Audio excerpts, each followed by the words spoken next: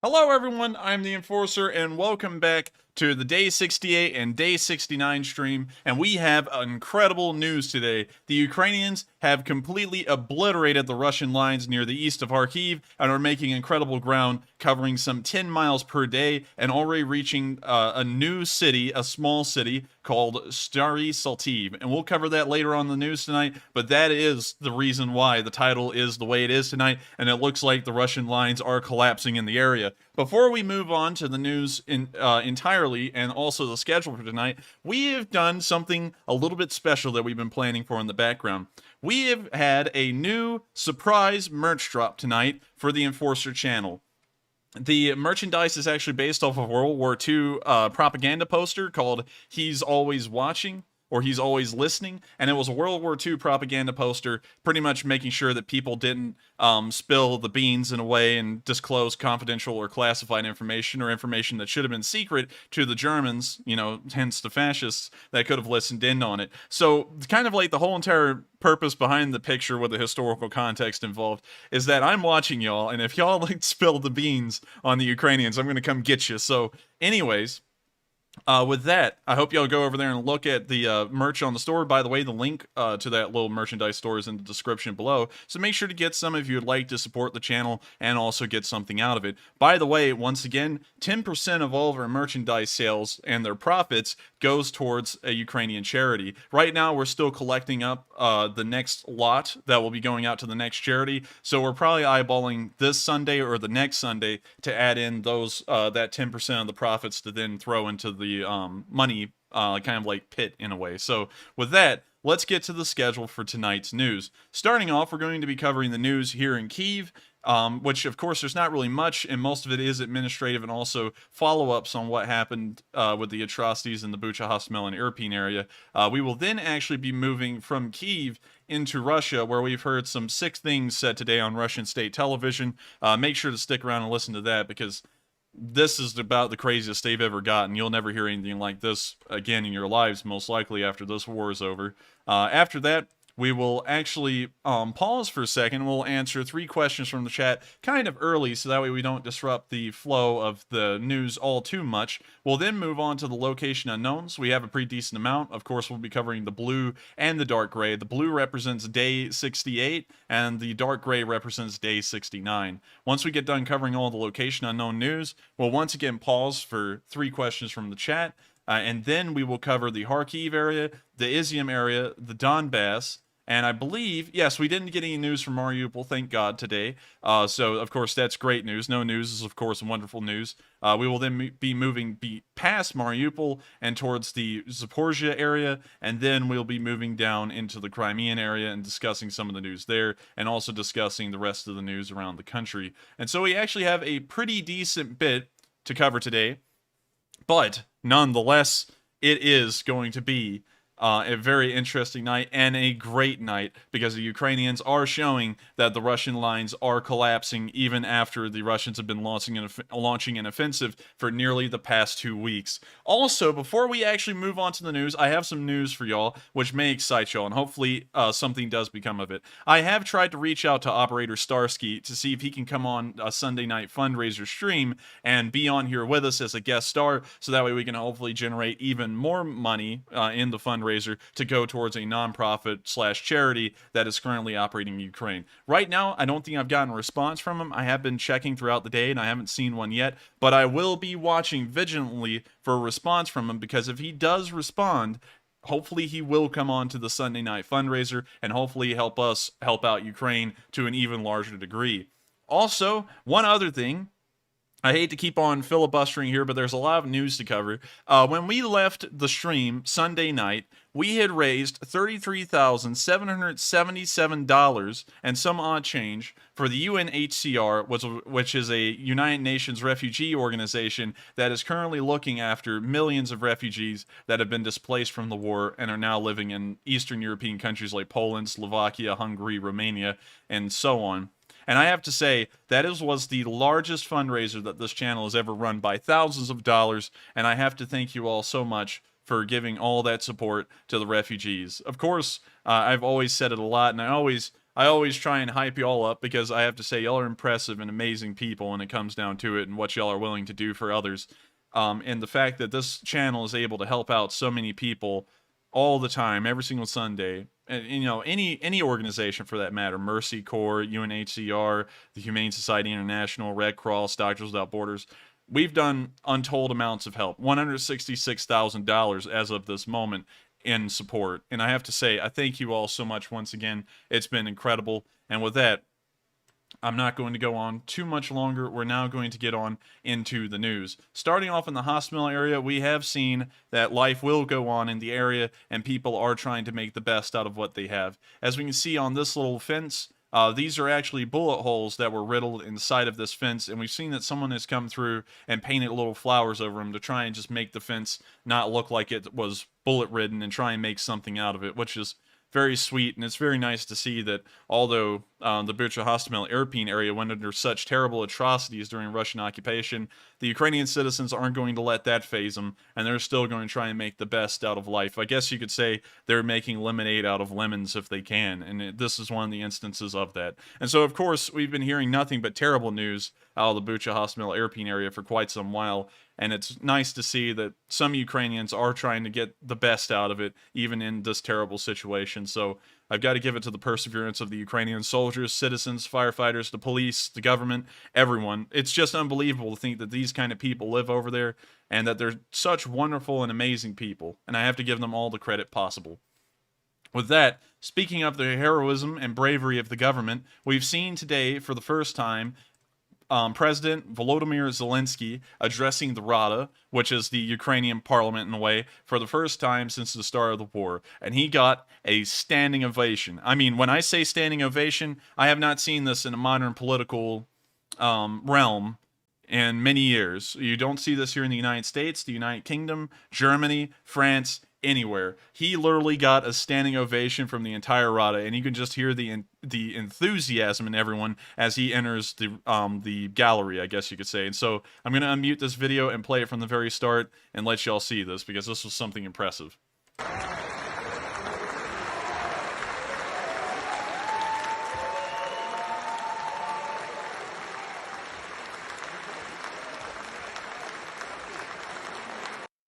Now, you got to say that's something. Not many politicians these days from any party, anywhere around the world, in any country, can step into a room and get a standing ovation from every single politician within it. Yet he is able to, and I have to say it's incredibly well-deserved. He has done everything he can, being a cheerleader for his country around the world, trying to get more and more arms in support of Ukraine and supplies as well. He has stayed with his country and stayed inside Kyiv, which makes him more than just a cheerleader. It makes him a great political figure, where that he was actually willing to put his neck on the line and actually endure multiple assassination attempts on him while he was in Kyiv and still is in Kyiv to try and see his country through this war.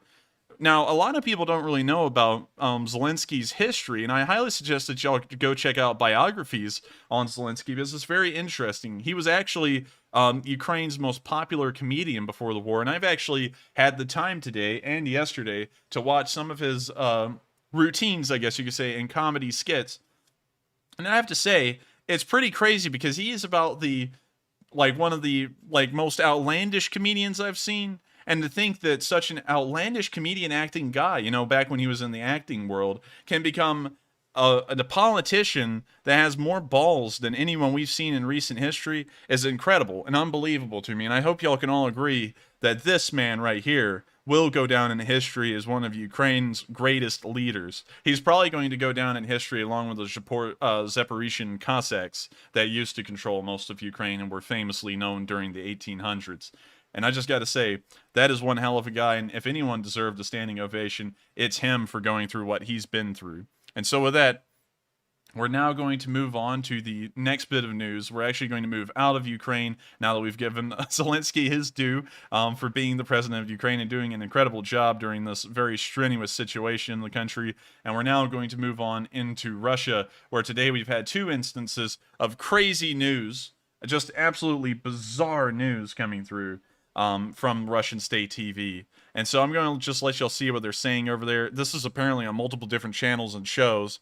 And so, also, by the way, to address some comments, some people are saying he's also a lawyer. Well, he has a law degree, kind of like what I'm going for, but he was only actually a practicing attorney for around 2 months. So in terms of experience, he did have a law degree, but he really didn't pursue like a legal career in a way. He went straight into acting, and he did an incredibly good job at it. He was one of Ukraine's most successful actors in modern history. But with that, we're now going to move into the Russian news, and I'm just going to let y'all see this first clip of news. The Russians are literally talking about exterminating the British and Irish through creating a super tsunami with a Poseidon nuclear torpedo. So I'm going to let y'all see this.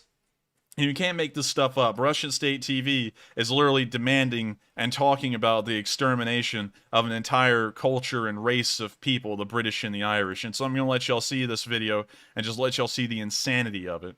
And so here it is. Это всего лишь один пуск, Борис, а Англии нет. Раз и навсегда.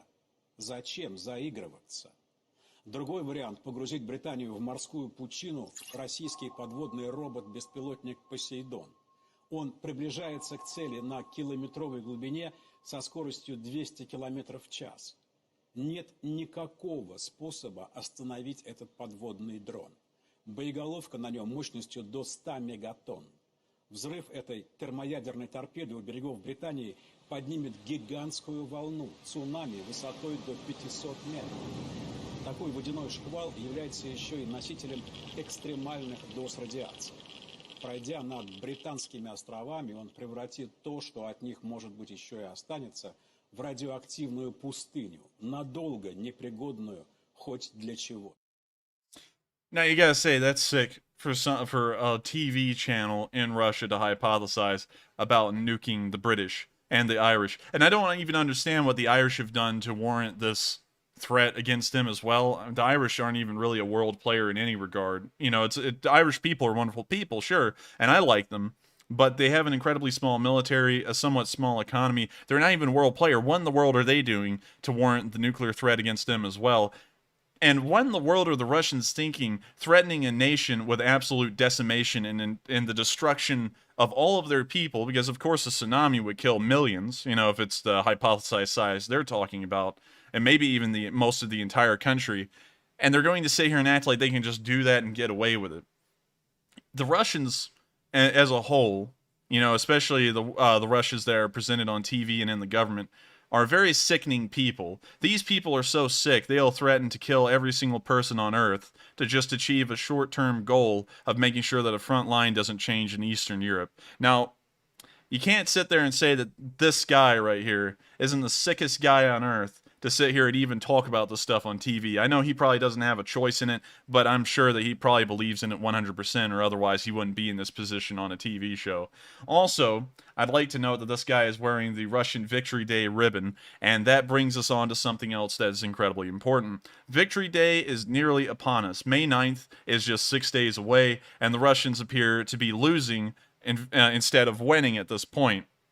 And so, I think that Victory Day ribbon won't be in such great taste on May 9th when no victory has been achieved and they're sitting there with a Victory Day parade void of tanks. And so with that, we're now going to move on to the next bit of Location Unknown News. And we're actually going to talk, well, I'm sorry, not Location Unknown News. We're actually just going to move on to the next bit of a clip that we've seen from Russian TV today. And I'm telling you, their talk is getting more and more bizarre, and the only reason that they're saying this stuff on TV is because it's sanctioned by the Russian government. So these statements might as well be representative of the Russian government's position. So I'm going to let y'all see this clip as well. And it speaks for itself. I don't really have to add a lot of commentary to the insanity this guy is saying. вот этой буквы Z, должны понимать, что если они рассчитывают, что их пощадят, нет, их не пощадят. Нет, это все по-серьезному уже. Это в случае чего концлагеря перевоспитания, это, так сказать, стерилизация, это все очень серьезно. Поэтому тут вопрос о том, что этот вопрос России решили. And so this guy is talking about concentration camps and such things for people around the world, probably including the Russian people as well, who do not support the quote-unquote Z. This is sickening stuff. You can't make this stuff up, and it's crazy to think that this is what's on Russian TV all day, every single day. And so, you know, honestly, I don't really like to say this stuff because it is, of course, tit for tat in a way, eye for an eye, but I don't really know where the Russians are coming from, threatening other nuclear powers around the world with annihilation like they can just do it and get away with it like they're some kind of almighty force. Their army can't even feed themselves. You know, that's the truth of the matter right now, and that's why we see the Russian fronts falling apart all around Ukraine. And so, what makes them even think that if they were to launch a nuclear missile, it would even leave the silo? That's what I'm saying. And the other thing is that, do they really think that the United States or the United Kingdom, which has around 400 nuclear warheads of their own, would just let themselves get nuked and have no kind of response? The response would be dire. If the United Kingdom was to be nuked with a Poseidon nuclear torpedo, the United Kingdom wouldn't just be the only country to respond with their nuclear arsenal. The French would as well, and the United States would. And the United States, out of every single country on Earth, and especially in the Western world, is the powerhouse when it comes to the economics and the military side of things. And so we have thousands of nuclear missiles that would pretty much just sail right over the Arctic Circle and straight into Russia and annihilate them as well. So I don't know why they keep on threatening this stuff like it wouldn't be returned in kind. Mutually assured destruction is a thing and has been a thing for quite some while. And I think the Russians are so blind in their arrogance that they can't even see that their own war in Ukraine is falling apart, much less the political situation for them around the world. And so with that, we've now covered the Kyiv and the Russian TV news, which is bizarre. I hope y'all can all agree with me that that's stupidity. And with that, we're now going to move on to 3 questions from the chat real quick. Just bear with us, and then we're going to move on to the location unknowns. And after we cover all the location unknowns, we're going to move on to the Kharkiv and Donbass and the Southern Front news. And so with that, what are the questions, Matthew? So, good evening, everybody. It's Enforcer Matt once again. And first up, we have a $45 donation from Turn Off Your Gaslight. Thank you very much for that donation. That's very generous of you, and we appreciate it very much. And I think Next up, go ahead. And I think it's fine, but I thank you very much once again, and I will make sure to turn off my gaslight. Gaslights are, of course, a little tough to deal with, but I will make sure to turn it off, and so I thank you so much for the support. Huge support like that does help out this channel a lot, and it helps us to keep running and keep on trying to do wonderful things. So I thank you so much once again, and with that, we're going to move on to the next question. And next up, we have a $20 donation from BC Skyman, who is a longtime channel supporter. He says, "My wife is from Kiev, and we have many family and friends in Ukraine. Why did someone remove the mines from the Crimea border, and the Defense Force left 2 weeks before the invasion? My wife's friends said that they walked right in." I haven't actually heard anything about that, unfortunately, but I do thank you for the support. I didn't hear about the Defense Forces. Let me make sure I read that correctly.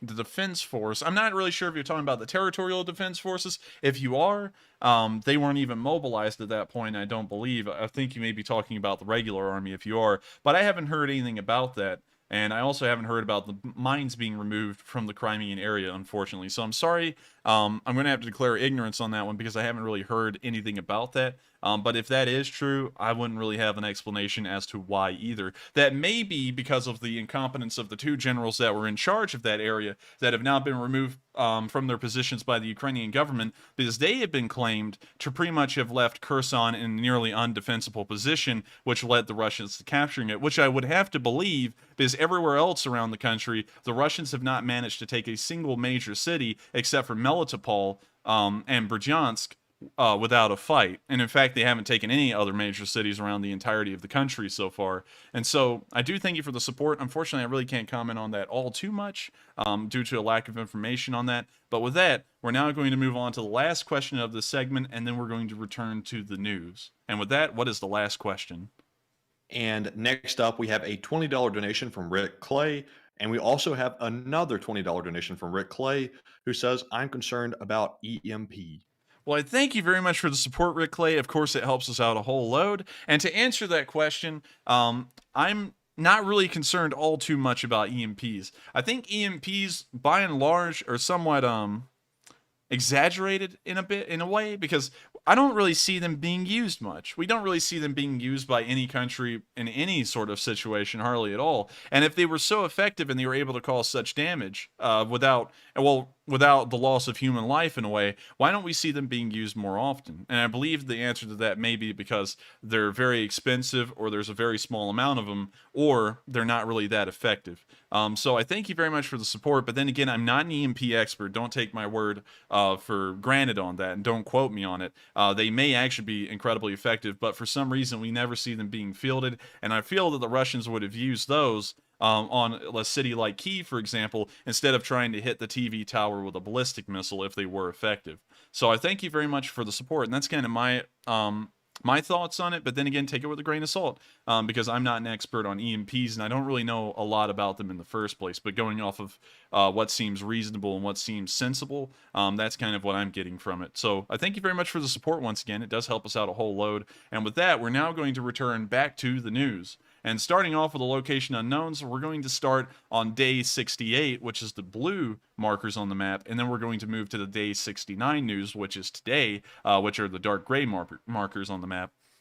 Once again, if you would like to take a better look at the map for yourself, the link is in the description below, along with the merchandise store link and also an invite to the Discord server. So if you would like to be a part of the Enforcer community and be in our server, you can make sure to go and click on the invite, which should take you there. And once you verify yourself, you'll be able to talk to all the great people who make up the Leaf Spring Army. And with that, we're now going to move on to the day 68 news. Starting off, we can see a Russian ammo depot going up in a ball of flames. So I'm going to let y'all see this. Unfortunately, I have to mute it because it does have copyrighted music. But we can see here that an explosion from a mortar shell has now hit a Russian ammo cache here in the open. And now this ammo cache is starting to heat up a little bit. We can also see a Scooby-Doo van. While the explosion happens, we can see a little Scooby-Doo van down there. And we can also see Russian troops and also cattle running for their lives in every single direction, because it appears that their ammo was not stowed properly, safely, or in a hidden location. It was pretty much for the entire world to see. We can now see another mortar shot rain down on the area, most likely trying to mop up the remaining soldiers that were apparently operating this ammo cache in the middle of an open field. Once again, I'd have to say that that's probably the best example of incompetence we've gotten during this war. Usually, both sides try and put ammo inside of a enclosed building, one, so that way humidity doesn't get to the ammo, because that is a thing, and secondly, to make sure that it's harder for the enemy to find and destroy. But these Russian troops, as you can see right here at the very start of this video, when it's zooming in, you can see that the ammo was literally just in a large pile out in the middle of nowhere near these destroyed buildings. And that, I have to say, not being incredibly experienced with anything on the military side of things, but that seems incredibly incompetent to me, and I probably could have come up with a better way to store them than just putting them out in an open field. And so with that, we're now going to move on to the next bit of location unknown news, where we can see an Orlan 10 falling from the sky. This Orlan 10 was hit by anti-air defense systems by the Ukrainian side. We're not exactly sure what. It does say manpad, but then again, we never saw it actually get hit, but we can see the Orlan falling from the sky. But that is another Nikon camera that just hit the ground, and the Ukrainians will hopefully be able to use to take pictures of the destroyed Orlan along with other destroyed Russian vehicles. And we can see here some pictures of this destroyed Orlan, hopefully from the camera they got from it. But to be honest, it looked burned out enough that the camera was probably destroyed along with it. We're now going to move on to the next bit of location unknown news, where we can see that a KAMAZ was destroyed by Ukrainian forces, and it appears by a direct artillery shell / hit. So I'm going to let y'all see this. It is, of course, an incredibly quick video, and it doesn't really show a lot of destruction, but one destroyed logistical vehicle is better than nothing. We can see this KAMAZ right here on the left side of this house on the other side of the street, and as you will see, it gets hit directly by an artillery shell, and the whole entire thing goes up. I don't think the Russians will be using that KAMAZ anymore, and I don't think the supplies will be usable anymore in the rear of that truck. So they'll have to try and figure out what they're going to do to get the supplies that have now been lost. We're now going to move on to the next bit of location unknown news, where we can see a Tiger hit by an ATGM, apparently by a Ukrainian paratrooper unit. And so I'm going to let y'all see this video. It's, of course, a pretty self-explanatory one. We've seen a lot of Stugna attacks over the course of this war, and this is really no different from the rest. It is nothing less than Ukrainian success. And that kind of rhymes in a way. I was trying to figure out how to not make it rhyme, but it did. And so here's the video.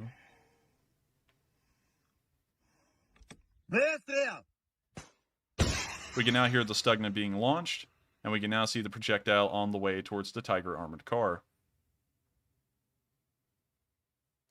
And it appears that this crew has gotten a very lucky shot. Not that the Tiger is any more armored from the front and could withstand a Stugna from the front of the vehicle, but the Tiger armored car is literally facing the side of the Stugna. And so the Stugna is firing straight into the side of this armored car. So it's got a whole bunch of options, actually. Instead of just ripping through the whole thing and maybe a decent amount of shrapnel, well, I would highly doubt that, honestly. A Stugna shrapnel being caught almost entirely in the engine block. It can punch through the front of T-72B3s and T-80Us and BVs and BVMs. So I'm assuming that it would probably have no problem at all going through an engine block. But still, they get a wide variety of choices of where to exactly hit this armored car. And it looks like this gunner has gone for the engine.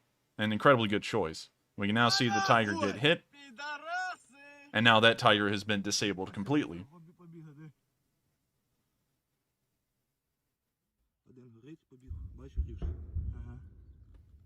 So we can now hear the explosion of the Stugna hitting the Tiger, and we know for sure that that Tiger will not be used again. I guess you could say that the Ukrainians are destroying more Tigers than poachers in the middle of the southeastern Asian area are at this point. Of course, that is good to hear in Ukraine, not so good to hear in Southeast Asia, but hopefully they can keep up this kind of effort, because once we get to day 69, we actually have a casualty report that shows that the Russians have been losing even more troops than they have during the rest of the war. And so now moving on, we're going to see a Ukrainian soldier using an absolute antique. Of course, I'm not really a big fan of antiques being used, but when you really get down to something like a machine gun is really just a machine gun. It has a certain rate of fire, fires a certain cartridge, and it has, you know, just a certain rate of fire. And so there's really not much of a difference in between an M60 versus an older machine gun like this DP27 beyond the ergonomics of it, I guess you could say. But there are, of course, other differences as well, like how easy is the barrel to replace and such things like that. But when you're actually shooting a machine gun, because I've shot some of them before, they really all just come down to the rate of fire and the accuracy of that fire. And regardless of if it's an 80-year-old system or a 40-year-old system or a 20-year-old system, they really all do the same function. And so here's the video. Unfortunately, I had to mute it due to copyright reasons. But we can see here, this man is laying down the fire with this DP27. An absolute Russian relic. And I do have to say, largely, I'm not a big fan of relics being used, but the DP27 is a somewhat reliable machine gun, I guess you could say, and it is, of course, still a machine gun. One thing I'm not a big fan of in terms of antique weapons being used is a Mosin Nagant in some kind of frontline unit, because the rate of fire you get from a Mosin on top of with all the issues that a Mosin can face, like the bolt jamming and stuff, practically just makes it a rod of garbage you're carrying around. So I'm actually pretty happy to see a DP27 being used, but not a Mosin. And fortunately, we haven't seen the Ukrainians issuing any poor sap of Mosin. And so with that, we're now going to move on to the last bit of location unknown news we got from day 68, where we can see a Ukrainian helicopter flying incredibly low over into the sea and then firing its rockets from there.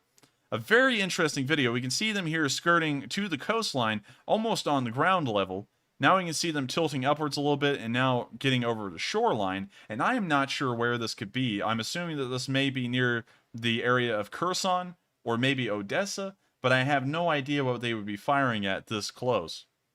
But we can now see them popping flares, and now they are starting to take a right bank, and it looks like they're heading back towards the shoreline.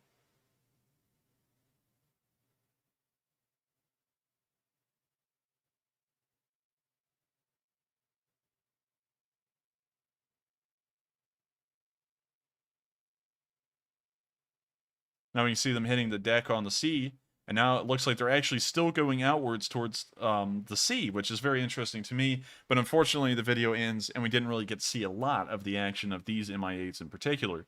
But it does go to show that the Ukrainians are conducting some kind of coastal operations with their helicopter force. Regardless of how successful it is, we don't really know because we actually couldn't see what they were firing at. With that, we have now covered all of the Day 68 news, and we're now going to move on to the Day 69 news, which we have a decent amount of, and we're also starting to see a pretty interesting trend here in the Day 69 news. And so I'm going to let y'all see it. First off, we have another Ukrainian helicopter missile attack, this time over land. Of course, we don't know exactly where, but we can see this Mi-8 practicing a usual Russian tactic. It appears that the Ukrainians are using this as well, due to it being apparently the only feasible way for helicopters to be used, probably in modern combat. And we can see it flying incredibly low to the ground and then tilting upwards to fire off its salvo of rockets at the Russians. So we can now see it firing off its salvo. One thing that's very interesting to me is that the Mi-8 is not comparable to the Russian arsenal of helicopters like the Mi-24, the Ka-52, and the Mi-28. Yet the Ukrainians are using them, of course, because that's the best they have, and we can now see another helicopter coming up and firing its rockets as well. And I just have to say that although the Ukrainian military probably knows, as far as their helicopter force, that they are outgunned, and the Mi-8s are not the best form of helicopter to use in a combat situation, the pilots are still willing to take them up and use them in the defense of their homeland, and that takes a lot of bravery to know that your helicopter is outclassed, but you will be brave enough to fly it and use it as dauntlessly as these pilots are. And so I have to say, incredibly good stuff from the Ukrainian helicopter pilots. Hopefully we can get some more news and more videos about them in the future. And with that, we're now going to move on to the next bit of location unknown news, where we've seen a Bayraktar used against Russian positions. I'm sorry, I can't really pronounce that name too well, so if I am butchering it, do forgive me. But we're now going to see them smacking out the Russian units here. And so we can see that there are some kind of Russian units that have parked their vehicles here near this compound with the red building on, the red roof on it.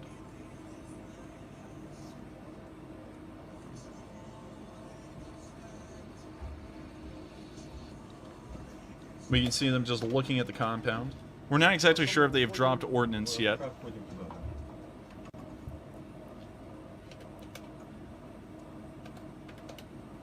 We can now hear them clicking on some buttons on some kind of keypad, most likely. Now we can hear a little bit of laughing, and now the round is hit. And we can see that it hit right on the side of this building. It looked like it hit somewhere near the vehicles, but not exactly on them. We can now see a small little Russian foxhole or some kind of bunker that they have built. And it looks like they're lining up the Bayraktar to hit this small bunker. 20 секунд.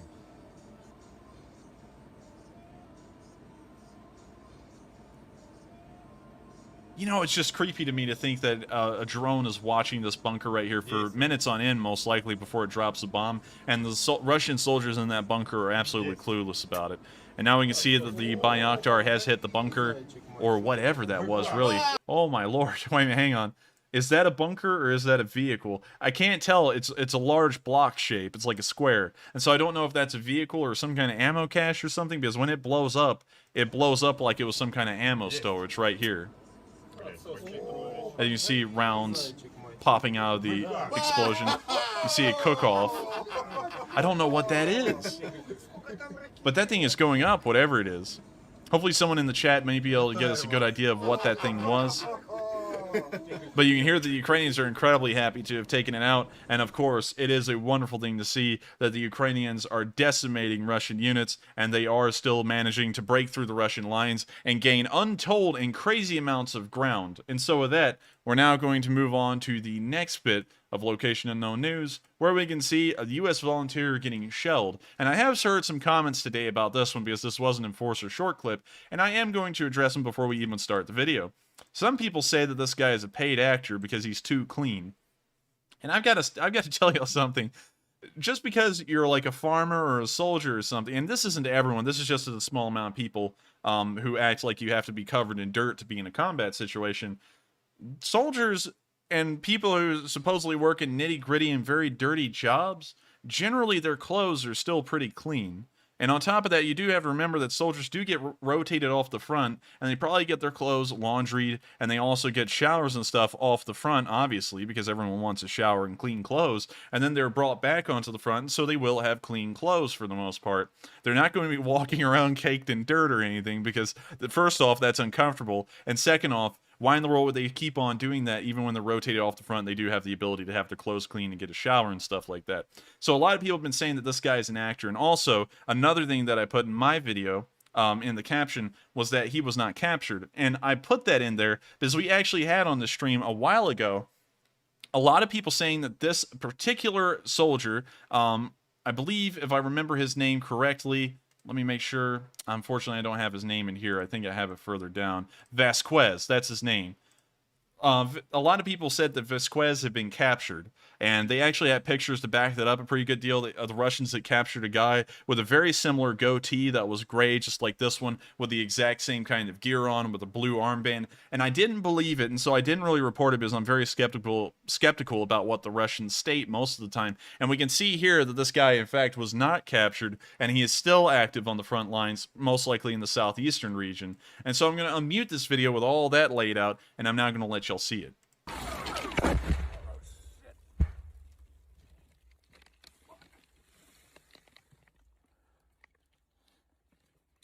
We're getting land-based right now.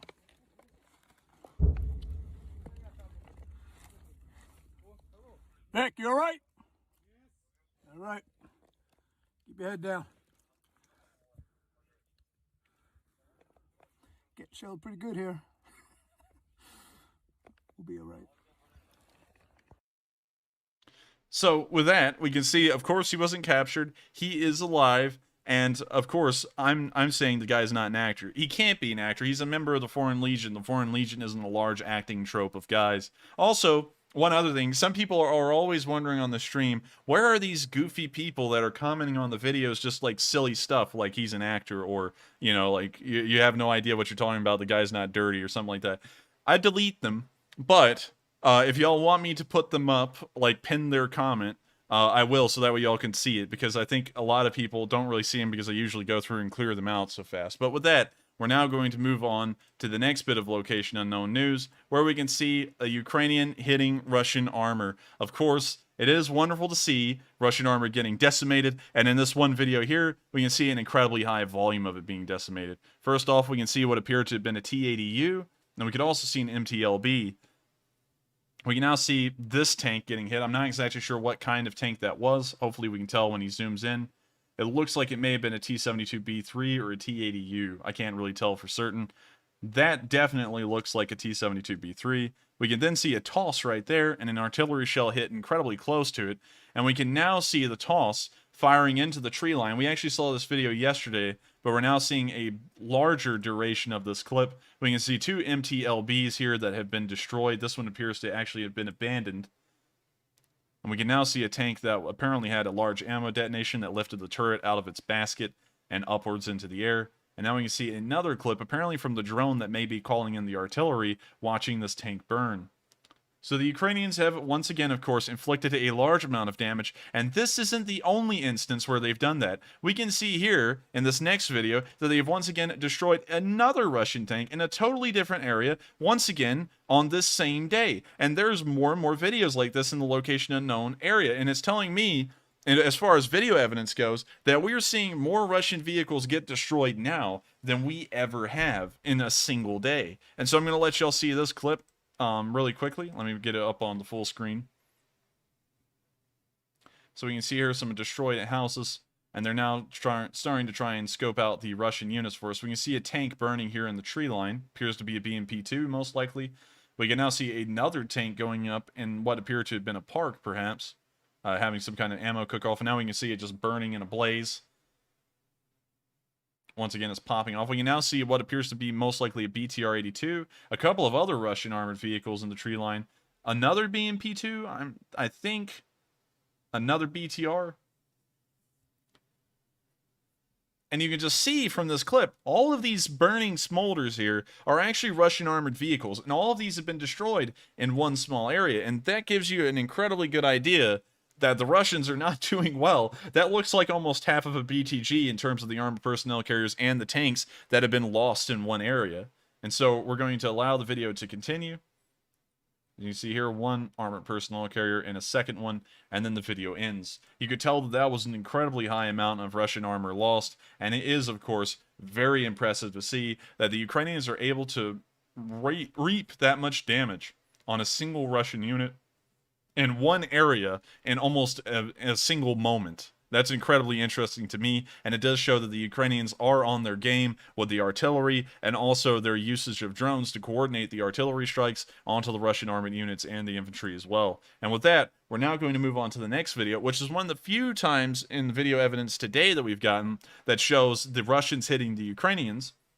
And I'm happy to say that it is one of the few times we see the Ukrainians hitting the Russians way more today than the Russians were able to hit the Ukrainians. But here in this video, we can see an Su-24 hitting supposed Ukrainian positions. Apparently, this footage was taken by some kind of helicopter camera.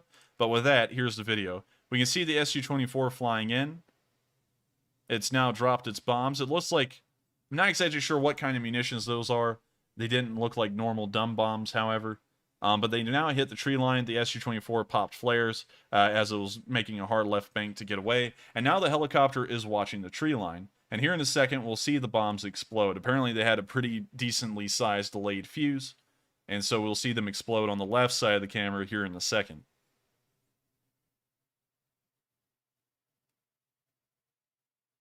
Now we can see the bombs exploding. Of course, we don't know how accurate that is on Ukrainian positions. We don't even really know if Ukrainian positions are there. The helicopter has not confirmed it so far on the footage. But nonetheless, this Su-24 did drop its bombs on some target, and the bombs did explode. We're not really sure, though, if they were Ukrainian targets or if there were any casualties whatsoever. We couldn't confirm that on film.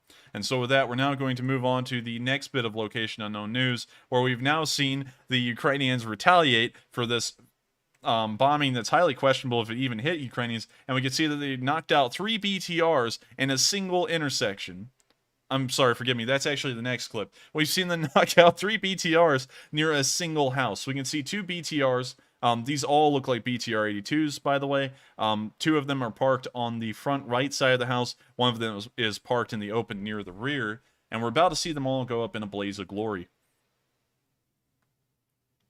We can actually see, apparently, I missed this earlier, a tank in the bushes here. And so apparently the Ukrainian who cited that, and also the guy who made this video, has better eyes than me. Once again, I wear glasses about as thick as Russian armor, so that kind of gives you an idea of how good my eyesight is. So apparently I missed that. But we can see the first artillery shell land right behind the BTR, most likely piercing the armor with shrapnel and causing a decent amount of damage. We can now see more artillery shells coming in, once again right behind the BTR, and a little in front. We can now see an artillery shell land almost right where the tank was into that building. Now, once again, it looks like they're trying to go for the tank as best as possible. We can now see the Russians trying to get around the BTR, and now we can see that a shell landed right near it. We can now see a Russian get out of the BTR and run off. We can now see another artillery shell land there. It looks like the BTR in the rear has moved on, and it looks like one of the BTRs is having to tow the other, most likely because it was heavily damaged. Finally, that last BTR we saw here in the footage, I believe that one stayed there because it was so heavily damaged that it wasn't able to move. We did see 2 artillery shells hit incredibly close to it, and the armor on a the armor on a BTR is paper thin. I'm sorry, I got distracted by a comment in the chat. I was like, what in the world? But anyways, the armor is paper thin, and so artillery shrapnel can actually pierce clean through it and actually damage a BTR beyond the point of repair or even use. We have seen an artillery shell land incredibly close like we did in this film, and it was just one single artillery shell that landed incredibly close to that BTR, and then the BTR began to brew up. So this BTR was probably damaged beyond the repair, and with that, we could see that 2 BTRs were, well, 1 BTR was disabled, 1 was lightly damaged, and 1, right here, may have been entirely destroyed. And so, of course, it is good to see that the Ukrainians are still inflicting mass amounts of damage on Russian armor and their capabilities, and with that, we're now going to move on to the next bit of news that I was talking about just a second ago, where we've seen the Ukrainians hit another 3 tanks in this clip. It seems like the number 3 is their lucky number today, and we can see them knock out 3 Russian tanks. Apparently, the credit for these kills goes to the 25th Separate Airborne Brigade of the Ukrainian Armed Forces. And so I have to mute that due to copyright reasons, but we can see that the first shell hit the tank in the middle of the formation and knocked it out. We can now see the second shell landing on the tank at the rear of the column, and now that looked like a dead hit.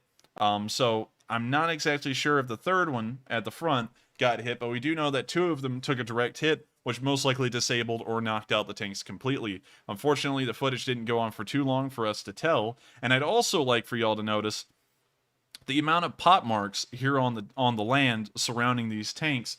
This area has been fought over for quite some while because the MLRS barrage here couldn't have covered this entire area. This looks like it may have been multiple MLRS barrages occurring over many days to create all of the craters that we see here. But with that, enough on the assumptions. We're now going to move on to the next bit of location unknown news, where we could see Vasquez, who was the guy who was under fire in the last clip, showing off war trophies. Once again, wonderful to see. Apparently Vasquez is out there doing an incredibly good amount of work and representing the United States on the ground in Ukraine. It is good to know that we do have some incredibly good fighters from the United States in Ukraine representing the United States for the rest of us. And so, of course, I wish Vasquez the best of health and the best of luck. He's apparently doing an incredibly good job. And here we can see some captured Russian loot.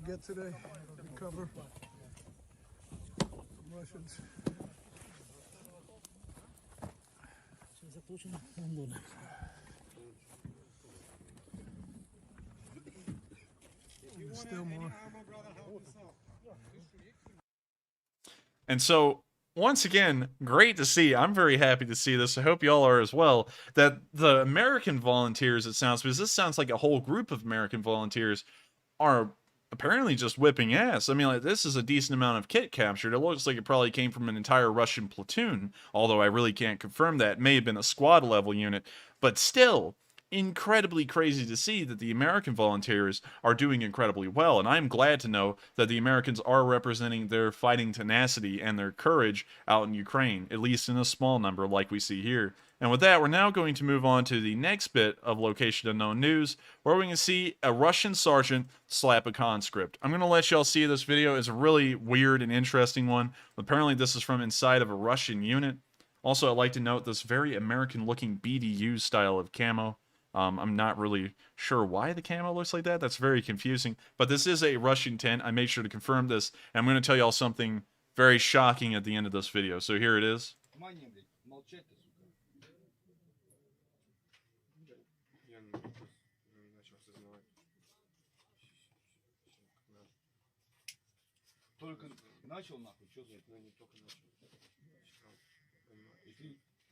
Азарт, я затвор, прием.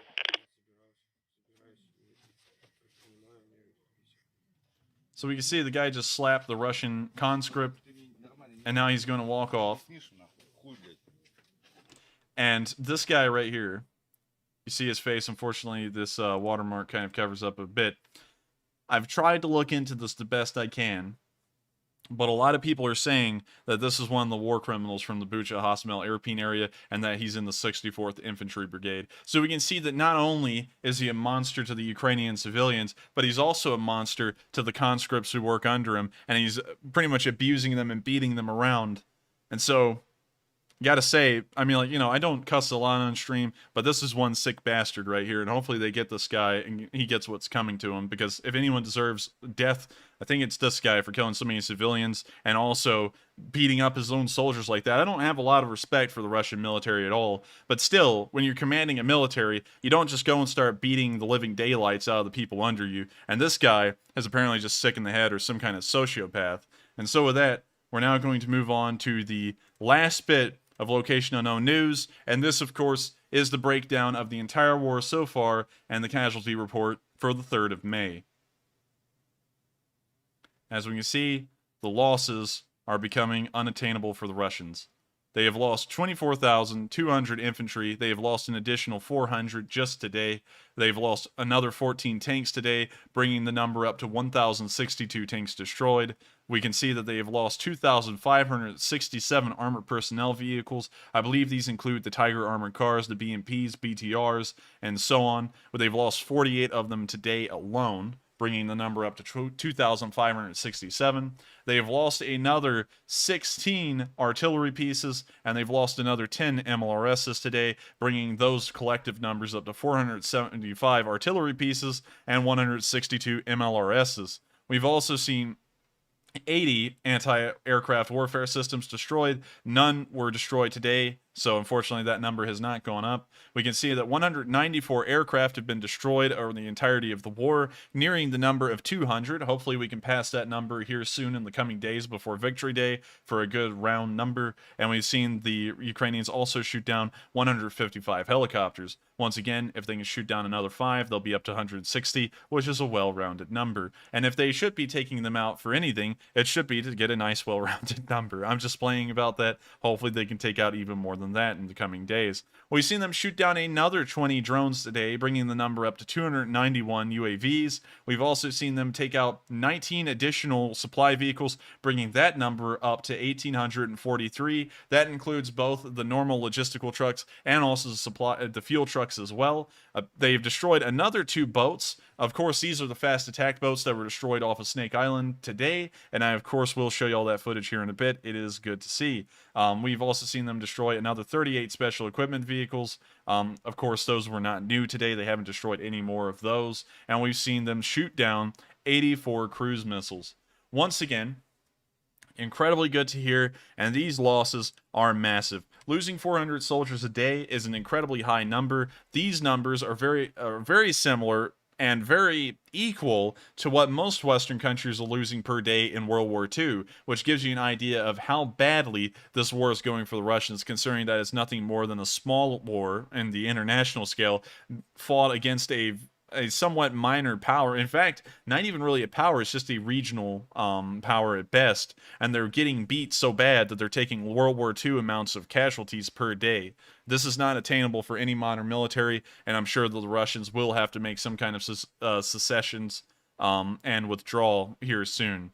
And so with that, this is, of course, a great way to round out this location unknown news for day 68 and day 69. We can see that the Ukrainians are doing an incredibly good job defending their land, and it looks like they'll keep on doing so for an incredibly long time. And with that, we've reached the end of the location unknown news, and we're now going to move on to our next question segment. This will be the only question segment of the night before we get to the end of the news that's left. And so if you have sent in a super chat, don't worry, we will get to it before the end of the night.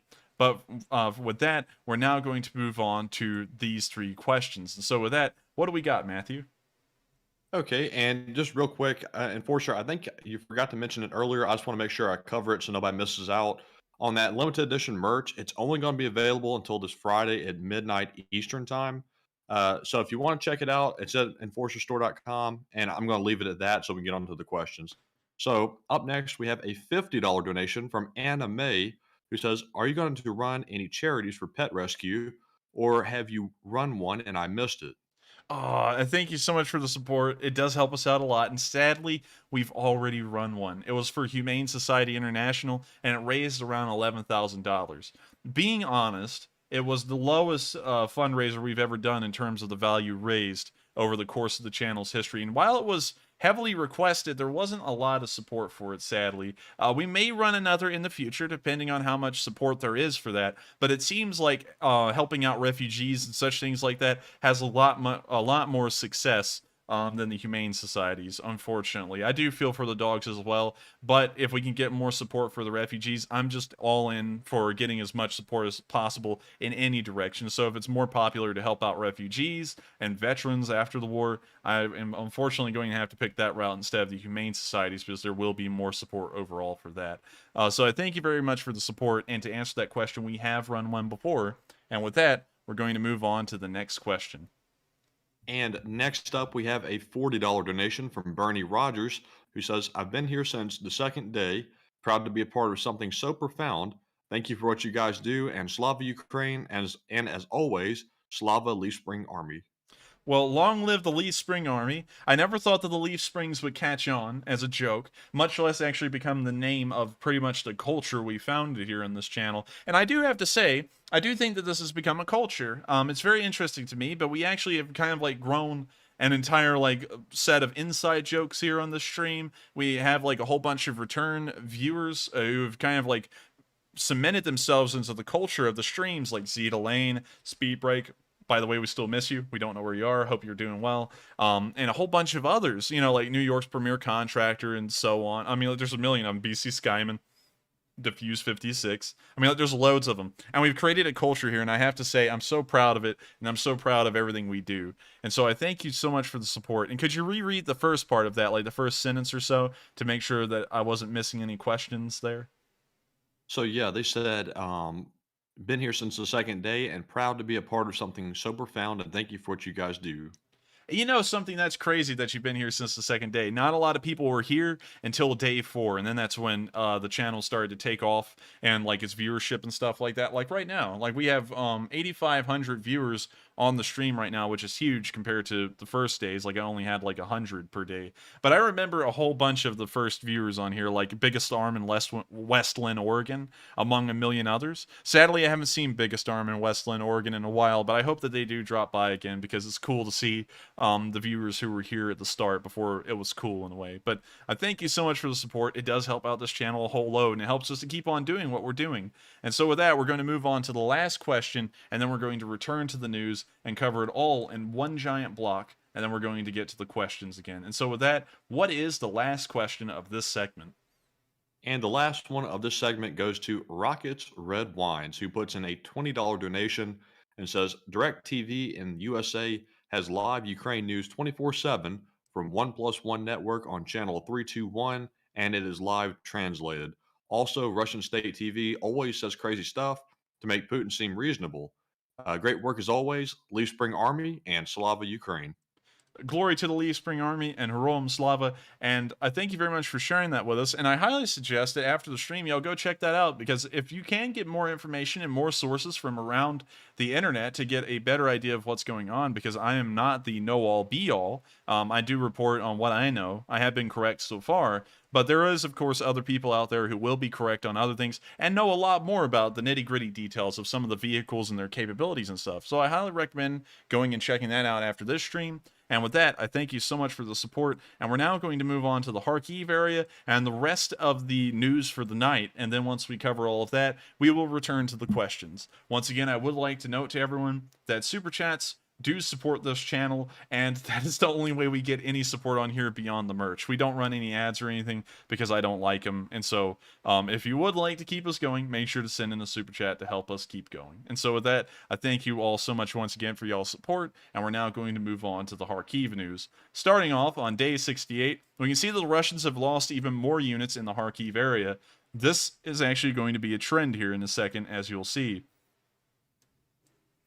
Here we can see some Russian vehicles on fire, as usual. This is nothing different. We can see what appears to be 2 MTLBs side by side, burning. It looks like another one may have been abandoned behind them. And we can see slightly another MTLB moving down the road in the opposite direction.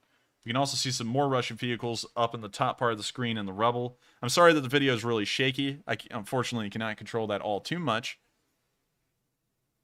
We now see him zooming in, and it looks like there's even more vehicles in this village. I don't know if this is some kind of staging area for them, but this is a pretty high amount of vehicles. We can even see 2 down here in the bottom left of the screen.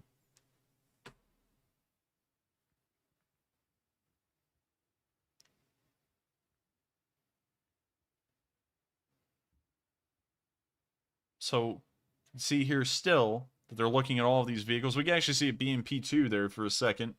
Looks like most of them were MTLBs a second ago. We see that they've dug into locations here, some kind of little entrenchments, dugouts, I guess you could call them, for some of the vehicles, and we see that some of them are occupied. We have an armored vehicle over here, 2 in these. We don't have any vehicles here, which is interesting, but this does look like some kind of staging area, and we can also see another Russian vehicle on fire in a dugout farthest to the right, which is another Russian vehicle that has been destroyed. We can now see another artillery shell land right on these Russian units, once again taking out more of them. It's of course great to see the Ukrainian artillery operate with such deadly accuracy and inflicting so much damage on areas that the Russians are believing to be safe, like this motor pool that they set up in this village. We can now see another artillery explosion here on the bottom right of the screen. It does look like it may have hit a vehicle, as we can see black smoke billowing from where the explosion occurred, right there. That may be a vehicle, although I can't really tell for sure right now.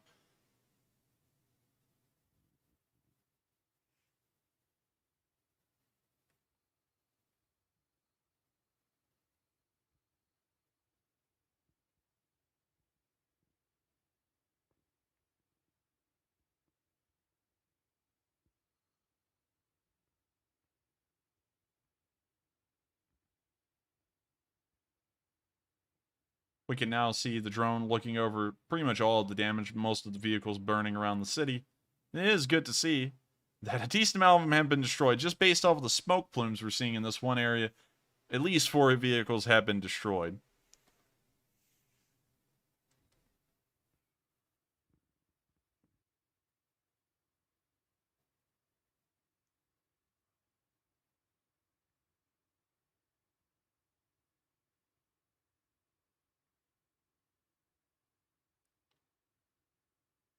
You know, if the Americans can get here fast enough, they can actually have a barbecue over the charred tanks.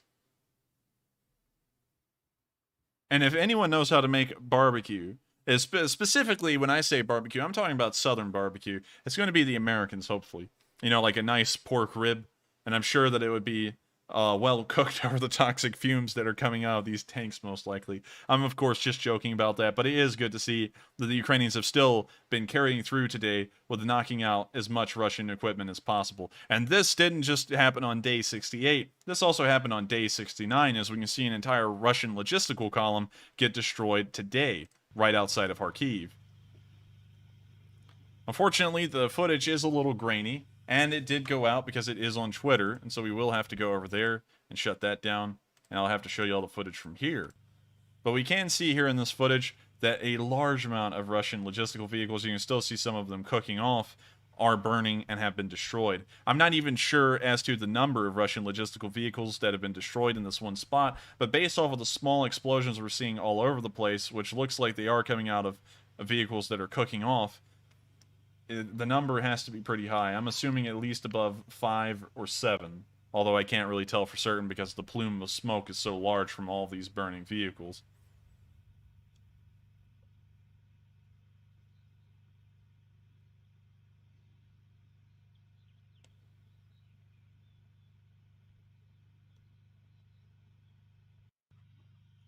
And so with that, now the video is looping, so we're going to end the video there. Of course, logistics are more important to destroy than actual combat units. If you can destroy the supplies that they operate off of, the combat units are no longer combat units. If you have a car, like this is pretty much how important logistics are, and this kind of puts it into picture why it's more important to attack it than the tank. A car operates off of an engine, and an engine obviously has to be repaired and it has to have parts replaced. I actually had to bring my car in servicing for a while ago, so I feel this really well, especially the bill. But anyways, the car has to have parts, and if you're able to cut off the supply of parts to that car, it will eventually break down. And so you don't actually have to destroy the car to make it non-operable and dysfunctional. You can just destroy the ability for it to get supplies. So with that, we're now going to move on to the next bit of news outside of the Kharkiv area, where you can see that 3 BMP-3s were destroyed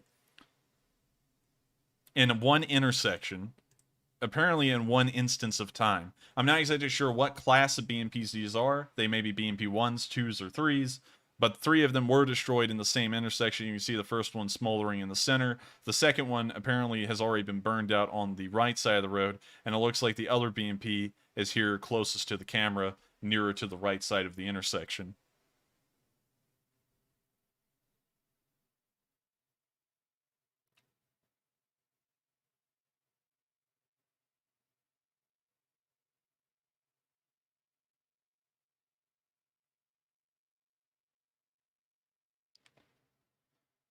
Now we can see the tank going up a little bit more. Of course, it is just going through the process of brewing up. That is the ammo exploding inside of the tank, and, well, the armored personnel carrier, more precisely. And with that, we can see the Ukrainians have once again wiped out another 3 BMPs. Now, someone is saying out there, it's a very small group of people, 3 BMPs destroyed won't win a war. They actually have to make ground, and all that. But they did.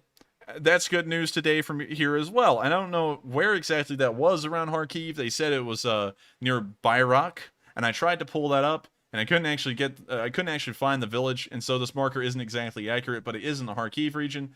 And you may notice that the front line has changed drastically over on this side of the city. And that is because the Ukrainians have broken through the lines. Apparently the Russian lines have collapsed completely, and they've managed to push 10 miles per day for the past 2 days from Kharkiv to Staryi Saltiv. Now, for the idea of y'all to know how fast 10 miles a day is, in World War II, U.S. divisions would cover 10 miles a day if they were encountering no resistance whatsoever. And that was when they were actually in the Western European theater in France and Germany. And so that gives you an idea of how fast these Ukrainian units have been moving, and this will tell you that the Russian line in this area has completely collapsed, and it has no signs of recovering yet, or otherwise this offensive would have been slowed. Yet they're still covering 10 miles a day in this one area, and that says the Russian lines are on the brink of collapse, probably in the entire Kharkiv area. There must be some kind of massive loss of morale, some kind of massive deficiency of supplies. We can't exactly account for what has caused the Russian lines to collapse, but this is pure evidence that they have. In fact, with this amount of ground that they've taken in this one area alone over the past 2 weeks, we can actually measure out here on Google My Maps exactly how many square miles this is. And so let's actually figure out how much this area is. And of course, this is a rough estimate. We're not drawing the lines exactly parallel to each other, but let's see, because I'm very interested to know how much square miles the Ukrainians have managed to recapture in this one area alone. So save. And so this is 350 square miles of territory that they've managed to regain over the past 2 weeks. Now that is something. Considering that they're going up against an army that everyone's still saying, well, not everyone, it's just a few people. I don't think anyone in the Leaf Spring Army is this naive to believe anymore, but there are people out there still saying on YouTube and in the comments sections of some of my videos, oh, just give it a week. After May 9th, the Russians are going to pull it together, and they're going to push the Ukrainians out of the Donbass area and win. And you know how many times I've heard that at this point? I heard that near Kyiv. I heard that from all kinds of people. I even heard that from YouTubers, that are out there. I'm not going to name any names, but up there near Kyiv, when Kyiv was actually pretty much on the front line, they said, oh, give it a few days. The Russians are going to sort out the logistic problem. They're going to blow straight through Kyiv. Never happened. I said it wasn't going to happen, and then it didn't happen. And everyone, and I mean, I don't mean to go on a rant here, but everyone always wants to say I have no experience, but I'm basing what I'm saying off of history.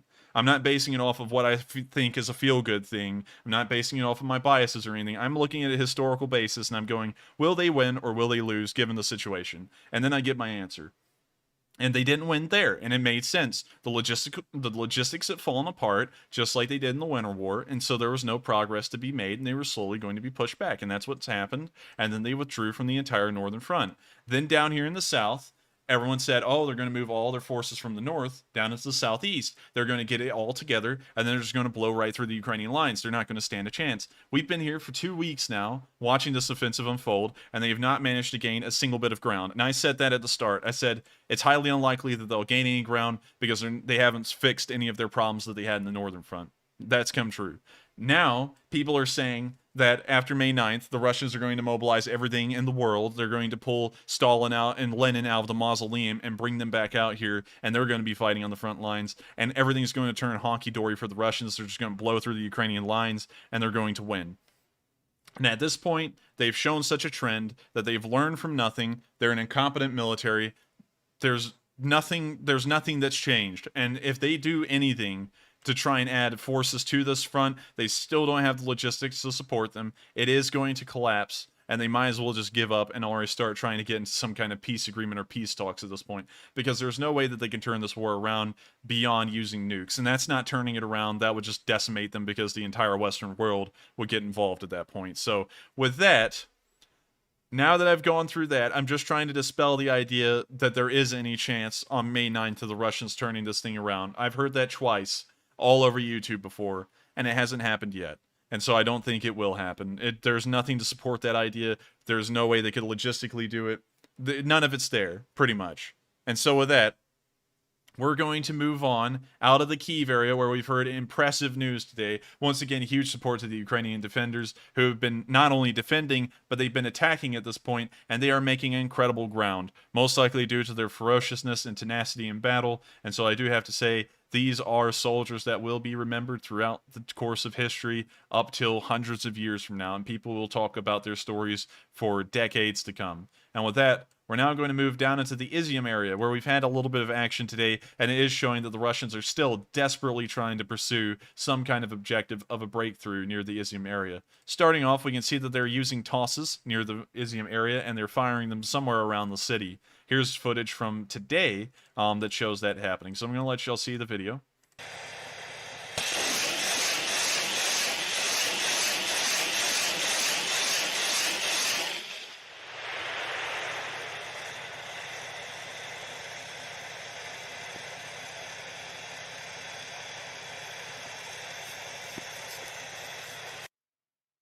And so once again, a simple bit of news, just a little toss firing. Pretty self-explanatory. I know I say that a pretty good bit, but there's really not much to add to a toss firing. You know, I can talk about the velocity of the round, but, you know, that's pointless. It's a toss firing. It's firing thermobarics, most likely into a civilian area, knowing the Russians, killing untold amounts of civilians. Another war crime caught on film. And with that, we're now going to move on to the news from the actual front line south of Izium, where we can see that on day 68, there was a large Ukrainian tank battle that occurred on the outskirts of Izium, which does give us the idea that the Russians have actually made no breakthroughs whatsoever, and the Ukrainians may be involved in counterattacks in that area, trying to relieve the city and retake it.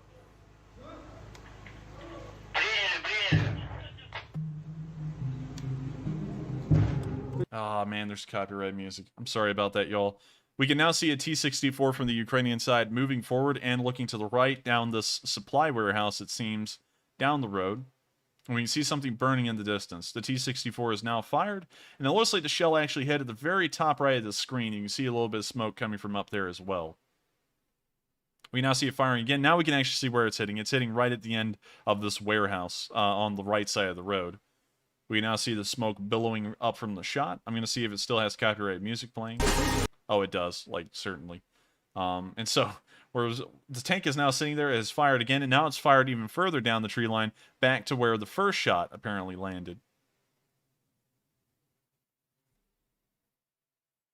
We can now see that the T-64 is most likely reloading, and it's now fired again, and it's hit somewhere else on the tree line. There may be Russian infantry all across that tree line, but we really can't tell.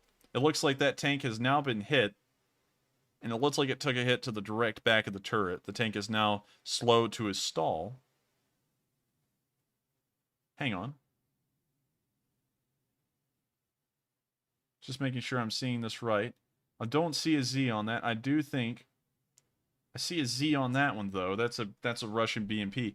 Is that a Ukrainian tank or not? It looks a lot like a T-84, like the Ukrainians use. So I think that that tank was knocked out and it was a Ukrainian tank. But I can't tell for certain. But I'm going to assume that it was Ukrainian. And we can see that the crew, luckily, it looks like 2 of them at least, maybe even the driver, got out alive, hopefully.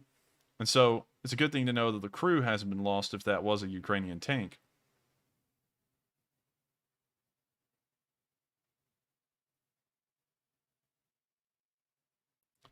We can now see the tanker running on down the street.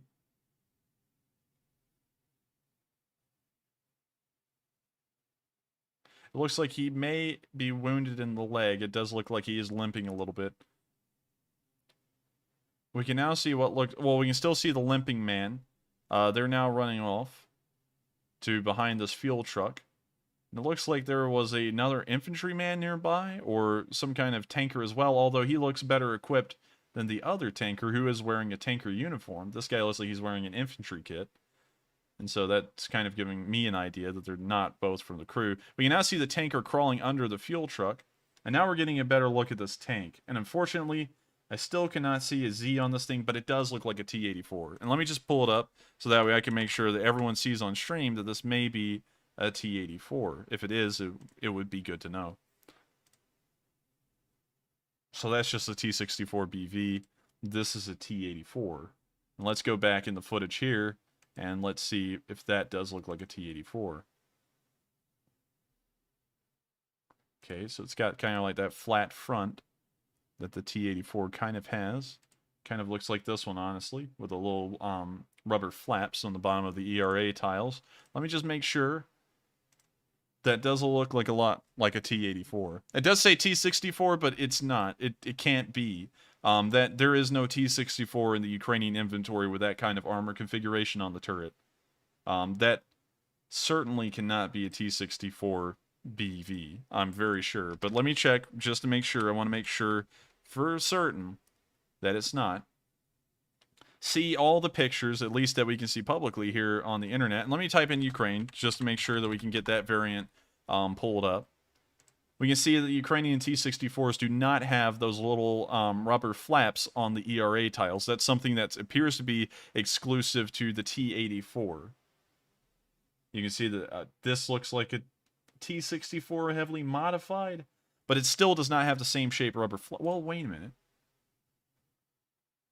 It actually may be. I can't really tell. Sadly, we're just going to move on from that. I'm trying to figure out and get into the weeds here, and that's something I'm not really great about what specific classification of tank it is. But we do know that this Ukrainian tank did take a hit to the rear of the turret, and the crew did appear to bail entirely. It looks like at least 2 of them got out. Maybe the 3rd got out, but we didn't see it on film. And if he didn't, that means that the crew did not make it out in its entirety. But it is good to know that 2 of them did survive, although 1 does appear to be wounded. We can now see a mortar being fired. We're not sure by which side, but we can now see artillery fire raining down on this tree line and also within this small village.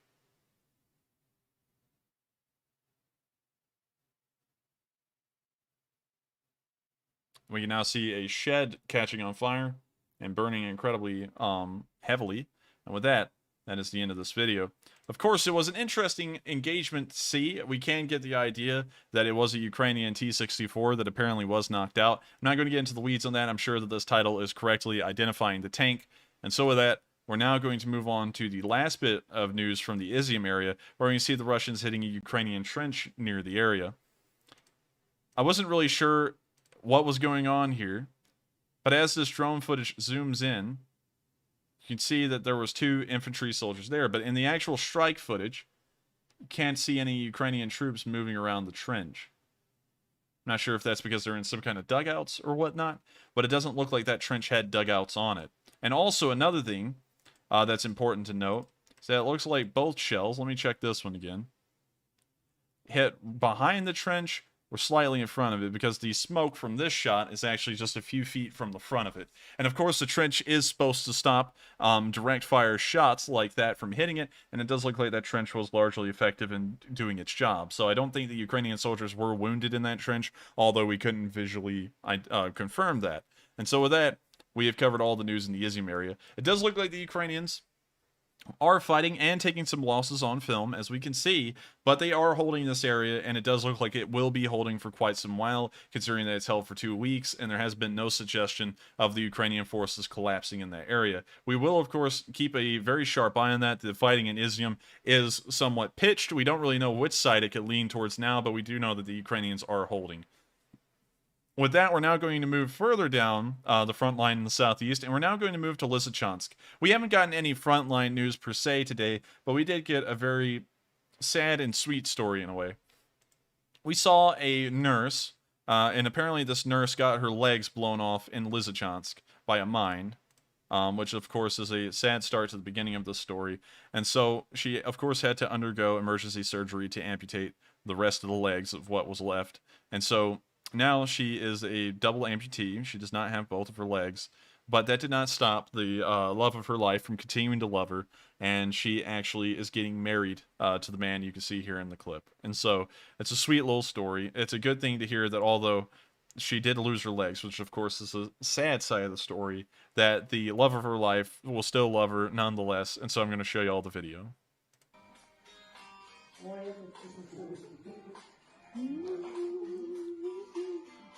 Перший весільний танець. Оплески ваші.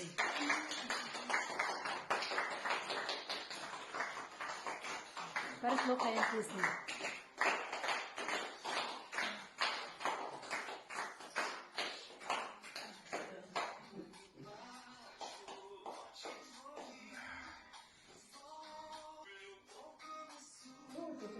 And it also looks like she lost all of her fingers on her left hand, except for one.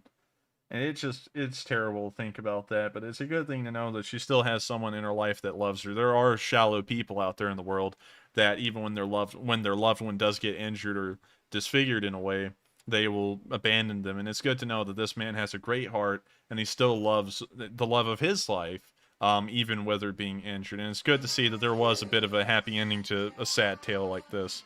It's enough to make me tear up, alright? So I'm just going to let y'all watch the video.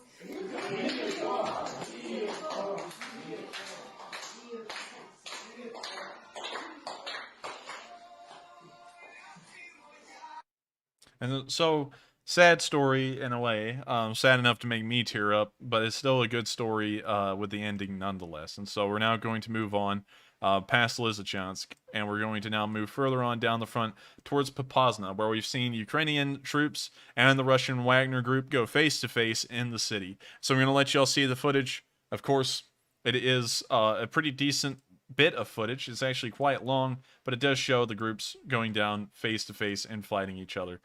We start off seeing the Wagner group moving into position on this drone footage. Hang on. It's going into slideshow mode. Hang on, everyone. Let me see if I can fix this little problem here.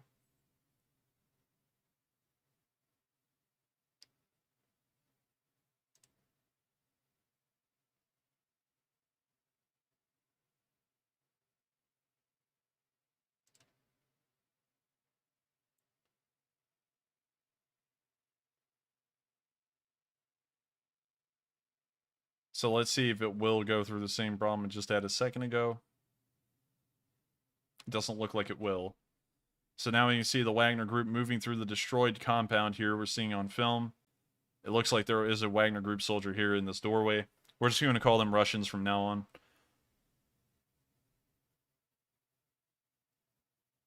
And we can now see some smoke billowing from the house in the bottom left side of the screen. The drone is now rotating its focus to look entirely at the house. I'm not sure what side is piloting this drone, but we can now see small little explosions happening around this compound. We can now see the Russians moving up towards it.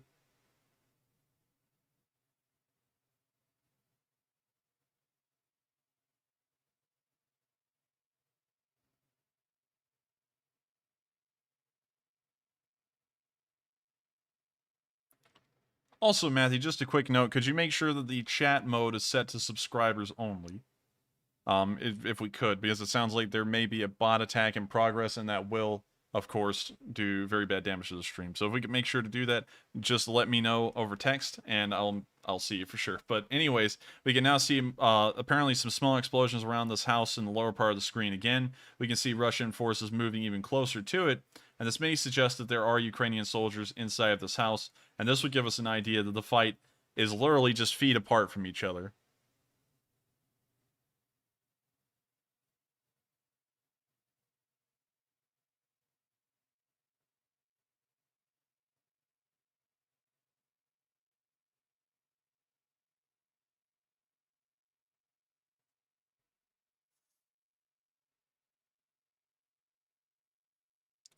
Thank you very much, Matthew. Just saw that it turned on. And with that, we can now see the Russians still moving around. It doesn't really look like they're pushing it all too much. I believe they may actually be lobbing grenades at this building, and that's the small explosions we're seeing. We can now see one of the Russians trying to peek around the corner on the right side near what appears to be an outhouse. And they're now staring into the building. It doesn't look like any of them are firing at the moment.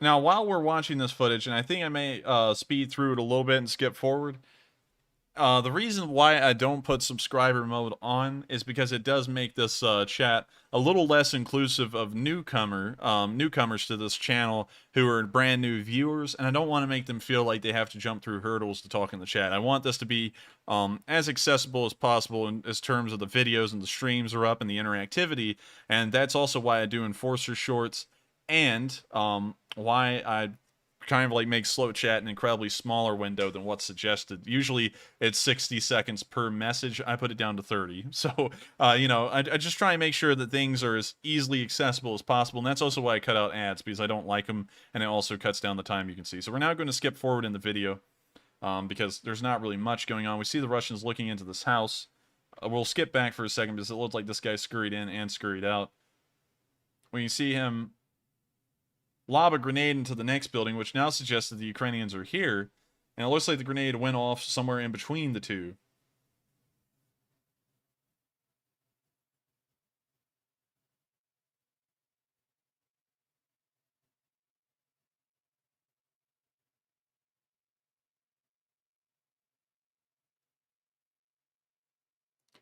We can now see the Russians once again walking around. Those are definitely Russians in the back. They've got white armbands. One guy's wearing a white rag.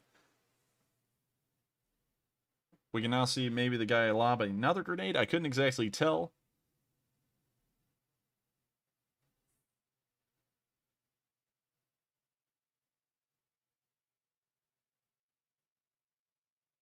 Also, by the way, good job, Muskrat. I just saw your message in the chat saying that you're in the hospital and the surgery went good. That is good to hear, and I was wondering where you were. And so I'm glad to see that you're back, and I'm glad to hear that the surgery did go well. So congratulations, and also everyone give Muskrat a huge round of applause. He did make it through his surgery, and he was a little bit nervous about it, like everyone is, of course, about surgery.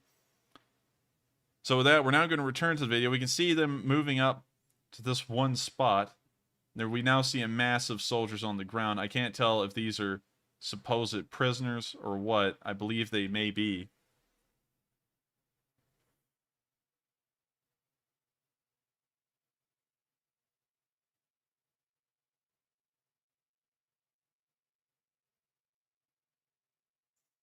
I believe these are Ukrainian soldiers that are surrendering. We can see them stripping off a decent amount of their body armor. And we can also see the Wagner group treating them like garbage. We can see them aiming rifles at their heads. We can also see one of them was dragged off to the corner here on the drone footage, and we don't know what's happening to him.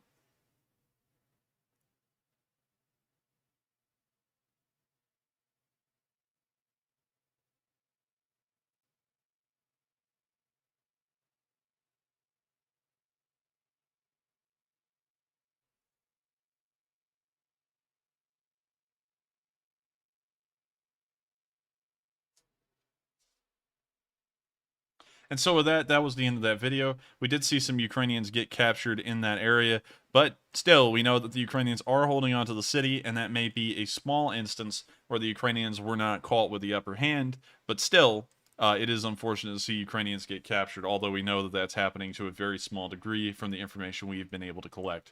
We're now going to move further down the front, and we're going to go to some Day 68 news, where we can once again see another Russian Ka-52 firing in the Donbass. So I'm going to let y'all see this footage real quick.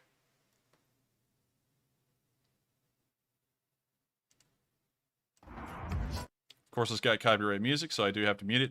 And we can see this Ka-52 do the most vertical rocket firing I've ever seen. That is almost a 50-degree angle, it looks like. And so I don't know what that guy is planning on doing. I don't know if he's trying to make a rainbow. But we can now see that the footage was filmed from 2 Russian BMPs, and the helicopter is now hitting the deck as usual. If it is to be expected, there is the second Ka-52. They always operate in pairs. It's not always 2 Ka-52, sometimes it is a different helicopter, but it looks like that one is now proceeding to go forward and then launch its rockets as well. And with that, that's the end of the video. Hopefully the Ka-52s do get what's coming to them, and hopefully the cocky Russian in the front of that BMP-3 will also get his very soon. And so with that, we're now going to move on to the next bit of location, well, actually Donbass news, here near the town of Debaltsev, where we see S-300s trying to stop Ukrainian ballistic missiles. I have seen some people saying that the Ukrainians do not have ballistic missiles. The Ukrainians, in fact, do. They have a very large inventory of Tochka ballistic missiles. So, with that, here's a video of the Russians attempting to intercept them. С-300 на глазах развенчивает миф о том, что точку У сбить крайне сложно. На днях ВСУ запустили ее по очередному поселку Луганской Народной Республики. Снова не долетело. Есть цель! Азиму 177, высота 6! Бойцы всматриваются в десятки точек на радаре. Большая часть из них птицы и плотные облака. Профессионализм зенитчиков — различить среди них вражеские беспилотники, ракеты и авиацию. Без человека данная система, конечно, работать не сможет, потому что она все This guy's got a voice like a kid. видит, все обнаруживает, все сопровождает. Но для того, чтобы принять правильное решение и уничтожить правильную цель, все равно человеческий фактор здесь необходим.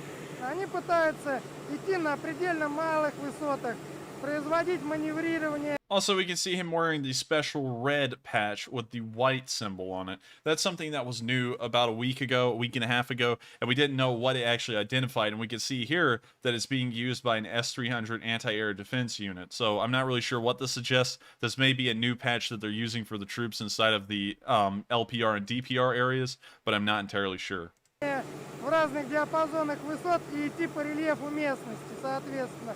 Но у нас есть все средства для того, чтобы все это обнаружить, и поэтому враг нас никак не обманет. So with that, that is, of course, the end of that video. We could see here that our boy Mickey Mouse was explaining to us how the anti-air defense systems work. Of course, it is always good to hear from the mouse himself how it works, and hopefully the Ukrainians can smack Mickey Mouse's clubhouse back here in the background, and hopefully Disney's attorneys don't come down here and sue me for that. With that, we're now going to move on to the next bit of news.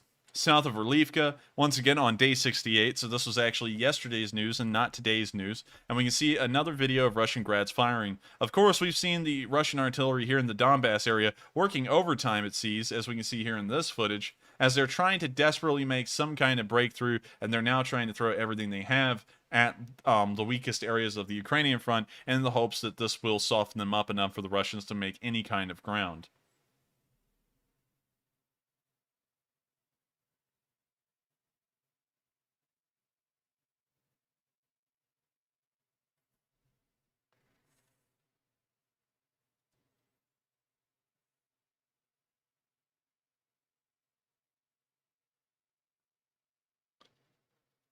Unfortunately, this video didn't have any audio, and we're going to stop it there because the rest of it's just dark footage. But you could see the MRS is still trying to desperately make some kind of headway in the area. With that, we're now going to move into the area of Avdiivka, where today we can see a Ukrainian APC get destroyed in the area. While we have been seeing losses while we're moving down the Donbass, one must remember that we did see dozens, if not at least 50 Russian armored vehicles get destroyed in the location unknowns. So while we have been able to locate the areas where these Ukrainian vehicles and units have been attacked, we once again do have to remember that as of today, with the entire count of equipment losses, the Russians have still lost more equipment just because of all the information we saw in the location unknowns today.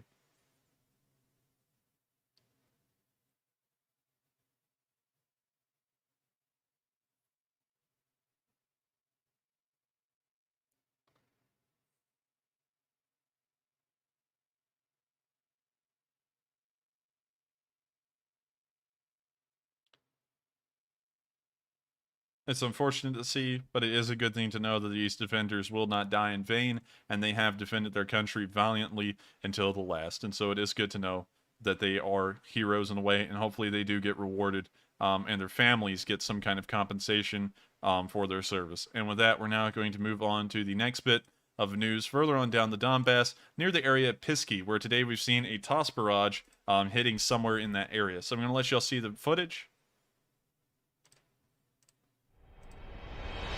Once again, copyrighted music, so I will have to mute it. And we can now see the TOS strike hitting the tree line. Once again, we're not entirely sure if there are Ukrainian units in that area. We couldn't really see them on the drone footage, which is always something I've noticed about the Russian drone footage compared to the Ukrainian drone footage. The Ukrainians will sit there for a good 3 minutes on film and just show you the Russian units, where they are, and then show you those units being hit. The Russians never do that. They'll just show you like a general geographic area and be like, they're down there somewhere, and then just start hitting it. And I believe that's because either there are no units there or there's like one vehicle and they're trying to hype the thing up. And so with that, we're now going to move on to the next bit of news from the Donbass area, which is somewhere around Marinka from what we could tell. We haven't been getting a lot of news out of the Donbass as of right now, but still, it is showing a general trend that the Russians are desperately trying to make some kind of ground in the area. Here we can see Tuvans firing at the Ukrainian position. Of course, we went through a whole entire thing on one of the last streams a while ago about the Tuvan Republic and where it is and how many people live in it. And so it is incredibly rare to see Tanu Tuvans fighting on the front lines. But here we can see evidence of that in this video. Once again, wearing a Z. The Z has become... copyright music, gotta mute that, but the Z has kind of become the swastika for the modern Russian military.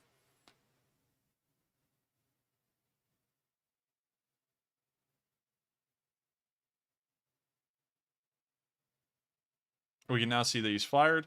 He's now crouched. Now this guy pans away.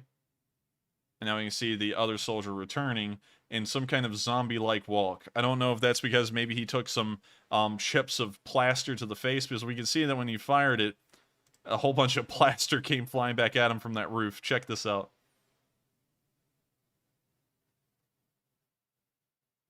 Right there.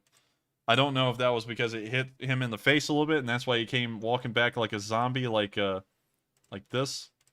Right there. But still, interesting video. With that, we're now going to move out of the Donbass in general. There wasn't really much to get from that. It was just, of course, a video of a Russian soldier firing some kind of AT weapon. And with that, we're now going to move past Mariupol, but we will talk a little bit about Mariupol in spirit. We have heard that there may have been more civilians evacuated today, although I haven't been able to get any video evidence on that. So we will be, of course, trying to report on that as soon as possible, but as of now, I'm not able to report on it because I do not have any verifiable video evidence of those civilians being evacuated. That will probably be included in tomorrow's news. And it is good to hear that supposed 129 civilians have made it out of the city. This is, of course, decreasing the amount that are still in the Azovstal, and hopefully here in the future they can get all of the civilians out and maybe start focusing on some kind of agreement to remove the soldiers as well, if that is something that the Ukrainians are willing to discuss and something the Russians are willing to agree with. And so with that, we're now going to move on beyond Mariupol, and we're now going to move to the area around Zaporizhia, where yesterday on day 68, we could see a BTR-82 firing somewhere in the area. So I'm going to let y'all see this video.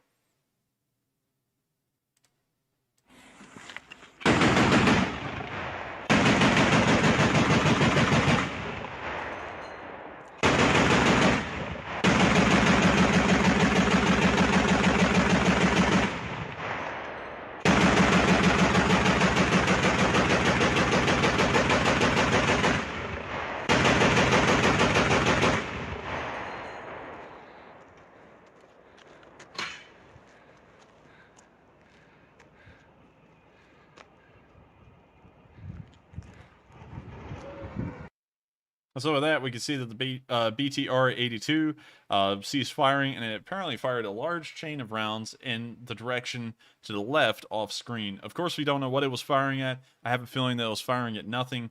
We didn't hear any firefights in the distance or anything like that, which is always interesting, considering that the Russians always have a bit of a thing with firing at nothing that is going on. And so with that, we're now going to move on to the next bit of footage that came from the Ukrainian side. Today, we're going to see that a British Marlet is being used in the area of Zaporizhia.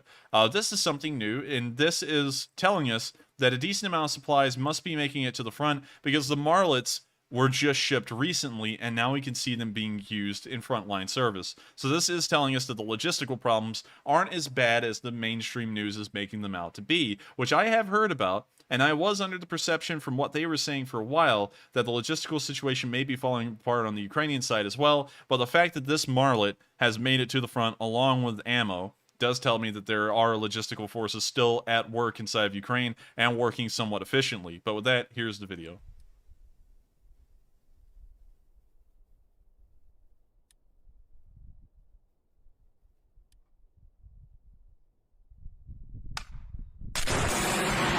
We can now see the Marlet on its way, but unfortunately, we did not see if it hit its target. Still good to see that the Western supplies are making it into Ukrainian frontline hands. And with that, We've now covered all of the news around Zaporizhia for today, and we're now going to move further on down into the Crimea, where we could see the Russians using Onyx anti-ship missiles towards Odessa. Supposedly, these were being fired towards the city, and I wouldn't have any reason to doubt that. So we're going to check out this video. We can see the first Onyx being fired. We can now see the second one being fired, and now they are heading towards the city of Odessa.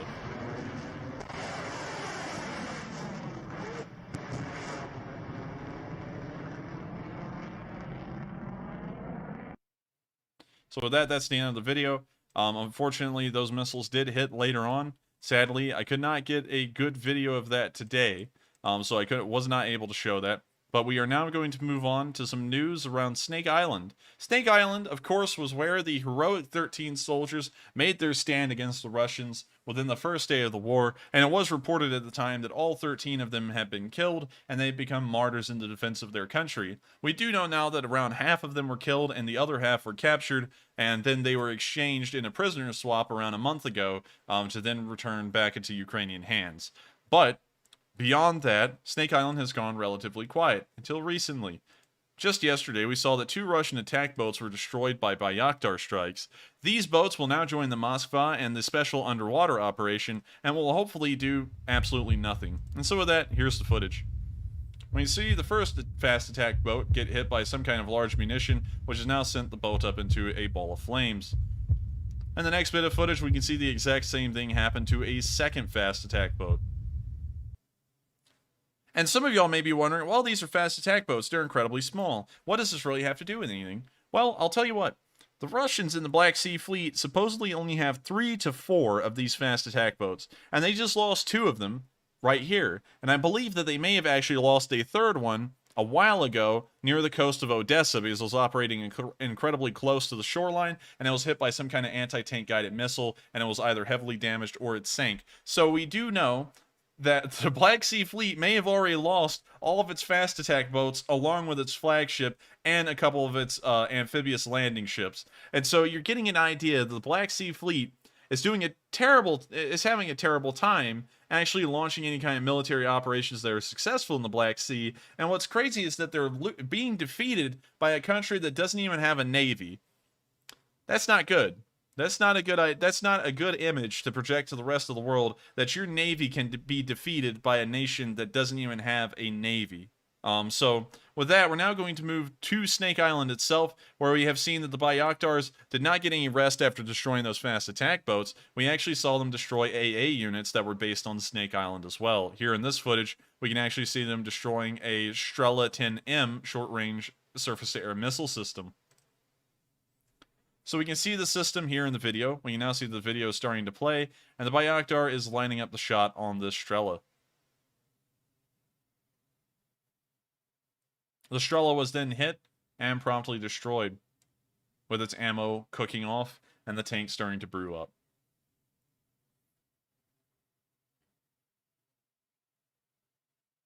Good to see. Of course, incredibly happy. It's good to know that Snake Island will not be held by the Russians peacefully, and symbolically, it has a huge deal to do with the Ukrainian defense, and we see that the Ukrainians are now attacking it. So it's good to see, and it's good to know that the Moskva, which was the ship that we actually saw in the video where the Ukrainian soldiers told the Russian warship to go F itself, it's good to know that that has also sank to the bottom of the sea. It appears that Snake Island may actually be carrying a curse with it at this point, because it seems like everything that's been involved with Snake Island has either been heavily damaged or destroyed at this point. And so with that, we're now going to move away from the Snake Island area, and we're now going to move out into the rest of the country. We only have a few more bits of news to cover, and then we will get back to the question segment. Starting off, we can see here near Vinnytsia that we saw a missile fly over the city yesterday on day 68. Here's the footage of that. It appears to have been taken by a kid in a schoolyard. We can see the missile flying over right there. And we can now see the kids kind of freaking out, which is pretty reasonable. I would freak out if I saw a cruise missile flying over my school as well.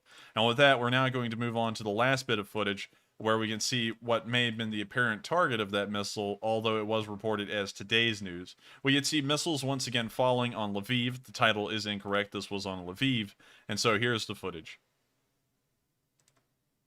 Це капець, прям тільки що бахнуло, йоп твою мать.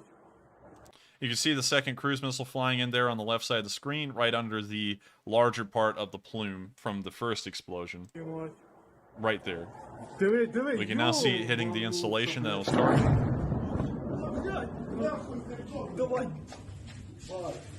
Угу. Сука, не открывается. Давай. Ёбана, блядь, по голове. Оце так. Выходи, богдан, все ебать. Диви. А, сука, даже свет включи. Там вирубило это. Фу. Там аж искры були. Ебану. Оце я злякався. Я тоже чуть, сука, не срану. Чуть-чуть, ебать, сам, но не справился.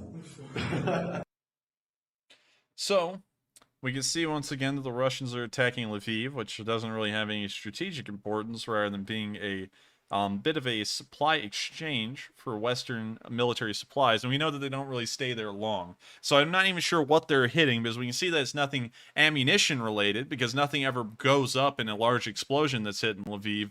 And so I don't really know what they're trying to hit there, but we do know that they have killed multiple civilians in a decent amount of their attacks.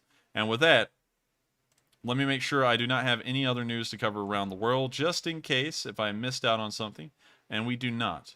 And so with that, we have covered all of the Day 68 and the Day 69 news for today. I hope you all have enjoyed the news so much, for all of y'all who were just here for the news. And for everyone else who asked a question and sent in a super chat, hang out. We will answer all of the super chats, and we will try and answer 3 questions from the live chat as well. So if you asked a question and you didn't put any sort of super chat with it, that's okay. We may get to your question. To the rest of y'all, if y'all are new and y'all have enjoyed the stream, make sure to like, comment, and subscribe. If you do subscribe, we do run these streams every single day of the week from Tuesday to Sunday at 10 p.m. Eastern Time. And nowadays, we actually run it right on 10 p.m. Eastern Time. I hope a lot of people like that. We're trying to make sure that no one comes on, gets discouraged, and leaves.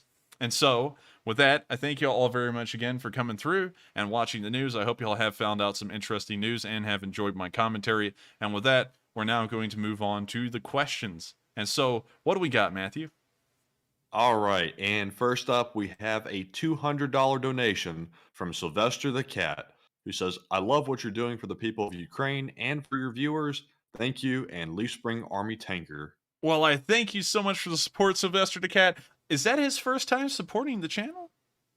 I think I've seen Sylvester before, I think I've seen him here and there. I'm not really sure, though, but I thank you so much, Sylvester, for the huge amount of support. That kind of support helps out this channel to go on for an incredibly long amount of time and helps us to plan things and think things out. And so I thank you so much for the support. It is going to help us out a long way, and I am glad that you do enjoy what we do here on stream for the viewers and for Ukraine. Just for everyone to know, once again, I'm so proud of this. We have raised $166,000 so far in support of Ukraine and the nonprofits operating there. And so I'm so proud to say that, and it's an amazing thing because we've all done that together, and I just thank you all so much. And so thank you once again, Sylvester the Cat, for your huge amount of support and helping us to continue doing the great things we do here. And so with that, we're going to move on to the next question.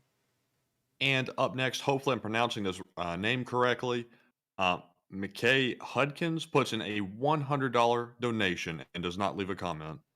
Well, thank you very much for the support, McKay. Once again, if you would like to ask a question, we are more than happy to answer it. That is something that I do like to do with super chats, is I always like to have a question attached with them because I hate for people to support the channel and get nothing out of it. But I do thank you so much for the support. It is, of course, incredible, and I am so appreciative of it. Also, if you would like, make sure to go get one of the new shirts because those things look pretty cool, and I'm actually getting some myself. So thank you once again for the support. It will help us out a great deal. And with that, we're going to move on to the next question.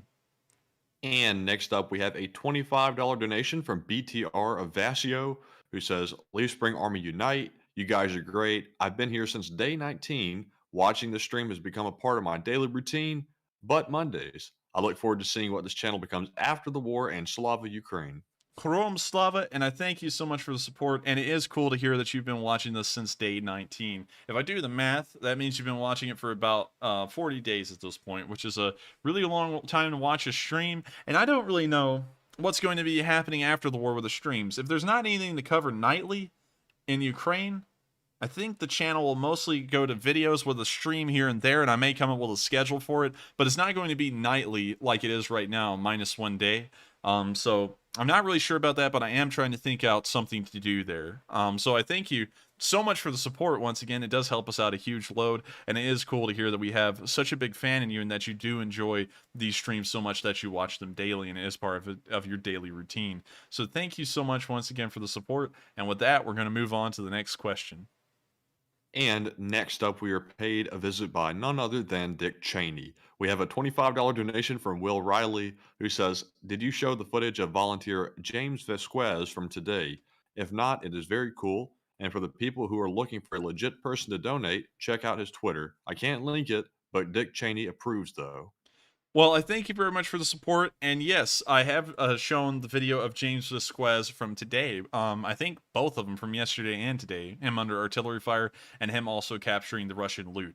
And I do highly suggest, there is also a link in the description below where you could support nonprofits and charities, although that's kind of taken the back burner because I consider the Sunday fundraisers like our ultimate go-to thing for fundraising at this point. But if you would like to support a fundraiser, make sure to go check out James Vasquez. He is a soldier currently fighting over there in the Foreign Legion, and also you can check out the link below in the description where you can actually go and support a whole bunch of nonprofits that are still operating in Ukraine there. And so with that, I thank you so much for the support, Will Riley, and I do have to say, if Dick Cheney approves of it, it must be pretty good. And so I thank you very much once again for the support, and with that, we're going to move on to the next question. And up next, we have a $20 donation from Edward Curl. Thank you very much for your donation, Edward. We appreciate it very much. Up next, we have a $20 donation from Michael Suchinsky, who says, "I just seen a video on why they are threatening nukes. They want to scare the public into thinking they will use nukes and complain to the government into settling with them." Yeah, that's a pretty good reason why they're threatening nukes. Nukes do scare people, and then some people get caught up in the whole thing of I don't want to die, and then they start like trying to pester their government into making sure that they won't die. The thing is, though, is that this may sound a little bit stubborn for me, but I could give a crap, really honestly, if I was to die at that point. If someone's going to threaten me with a nuclear annihilation, I'm going to sit there and threaten them back because what they're doing, like threatening the British and the Irish like that, is uncalled for. And if I was in Britain, also here in the United States, we've gotten the nuclear threats as well. I would say, listen, I'm not backing down. You think you're going to tell us what we can do? We're going to show you what we can do. And that's what I would say. Because the brazenness of a country as weak and pathetic as the Russians to threaten the rest of the world with nuclear annihilation and talk about it like there wouldn't be any retaliation is stupid at this point. But I do thank you very much for the support, and that is one of the main reasons why they're threatening nuclear annihilation to everyone. But honestly, I think they're a weak and pathetic country that couldn't have nuked anyone anyways. So I thank you very much for the support. I hope that addresses what I'm thinking about it. And with that, we're going to move on to the next question. And up next, we have a $50 donation from Mark Geeson, who says, "What are your thoughts on if the U.S. gave Ukraine 10 AC-130 gunships, 4 for the day shift, 4 for the night shift, and 2 spares? Keep up the great work, team." Well, I thank you so much for the huge amount of support. It does help out this channel a great deal. And to answer that question, I don't really. What's the sad thing about AC-130s is that they're so cool, and they're really a great kind of like air support system if you're in the right kind of environment. We know that in Afghanistan, they had to be incredibly careful about using AC-130 gunships because the gunships are incredibly vulnerable to ground fire, and so they have to be used during the nighttime only, for the most part. And then, they're incredibly large targets. They have a very large cross-section on a radar, because a C-130 is, of course, incredibly big, and they are not stealth by any means, and so they can be easily shot down by air defenses.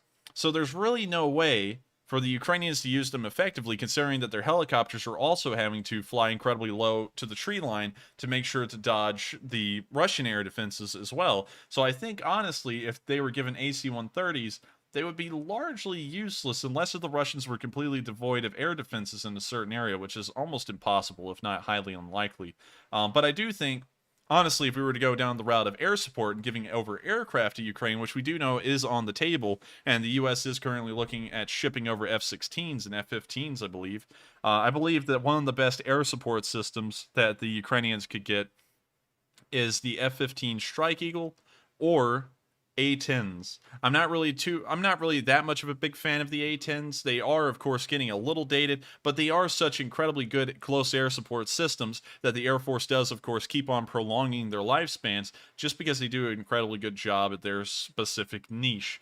So I think that in terms of air support, an A-10, and I'm not talking about the gun on the A-10. The gun on the A-10 is kind of a little bit overhyped, but the actual armaments and the hardpoints on the A-10, it has so many of them that it can carry a broad variety of weapons and also an incredibly high number of them. And so I think that the A-10 would be a better air support system instead of the AC-130. I don't really have a lot of high hopes for it, but then again, take it with a grain of salt. The AC-130s could do incredibly well. I may be not really knowledgeable on them all the way, but that's kind of my opinion on them. So I hope that answers the question.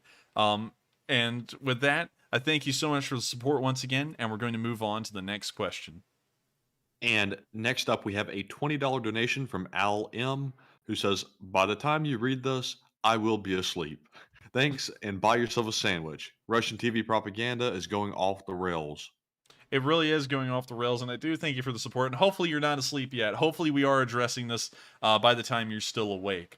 But I do have to agree that Russian propaganda is going off the rails. I think it has to be sanctioned by the government, and this is something that the Russian government seems to be saying a pretty good deal as well, in kind of like subtle tones. And so I don't really have high hopes for the Russians. It looks like they may be trying to hype up for some kind of a nuclear exchange, although I do believe that's highly unlikely because the Russian government cannot be stupid enough to think that the whole entire Western world would not also launch their nuclear arms in response to theirs. So I thank you very much for the support, and I hope that does answer the question in a way about what I think, and I hope that you're not asleep by the time I answer this. So thank you once again, and with that being said, we're on to the next question. And next up, we have a $20 donation from Vadim Rosenberg.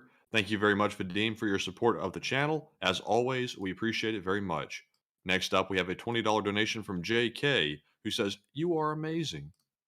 Well, I thank you so much for the support, and I'm glad that you do find me amazing. I would like to say something here. I did see a live chat that I want to address right now, because this is something that gets me laughing a little bit. And so we're going to take a break from the super chats, but we will get to all of them here. I just saw Bible or Tradition say, at the Enforcer, mainstream media, apparently NBC, retired general, quote unquote, today are still saying the Russians will push through the south and completely cut off Ukraine from the Black Sea. That's why I don't really cross-reference my stuff with other people. If a retired general is saying that, how in the world did he get to the position of general? We've seen the Ukrainians make the invasion of the southwest part of their coastline impossible. And so the fact that that guy's a retired general tells you that apparently we have some pretty goofy people in positions of the higher-ups in the U.S. Army as well, apparently, because there is no... I've gone over it a million times before. If y'all like for me to go over it again, make sure to say so in the chat. But right now, an actual push and control by the Russians of the southwestern portion of the coastline is impossible. That's how it's been assessed by me. And while I may be wrong, I don't make my statements to be wrong. I make them based off of the knowledge I know and generally assuming that they will be most likely correct. But that's what I'm assuming, and so I cannot believe that the mainstream media is still pushing the perspective that the Russians actually have a fighting chance anywhere on the front when we've been seeing for weeks that they have not. So I hope that addresses that. That was once again a random live chat answer there. But with that, we're now going to move on to the next question from the super chats. And up next, we have a $20 donation from a Florida Dragon, who says, do you have any idea in the number of losses of Ukrainian military? Are they able to keep this up? And my heart goes out to the Ukrainians. Well, I thank you very much for the support. And to answer your question, the Ukrainians admitted a couple of days ago that they had taken around 3,000 losses in terms of combatants. Civilians are tens of thousands right now, around 46,000 from what we can collect. But the actual combatants are around 3,000. So in terms of their actual kill-to-death ratio, which is a very Vietnam-era kind of thing to say, but they have killed 24,200 Russian troops compared to their 3,000, which means that the Ukrainians are inflicting a kill-to-death ratio of 8.06, which is incredibly high, I do have to say.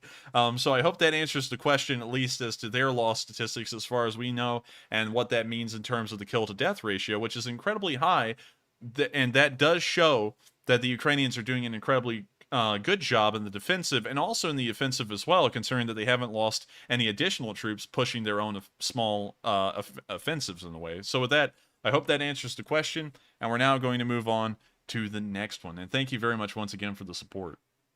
And next up, we have a $20 donation from Gina Gaynor, who says, what American comedian or actor would you compare Zelensky to after watching a bio of him?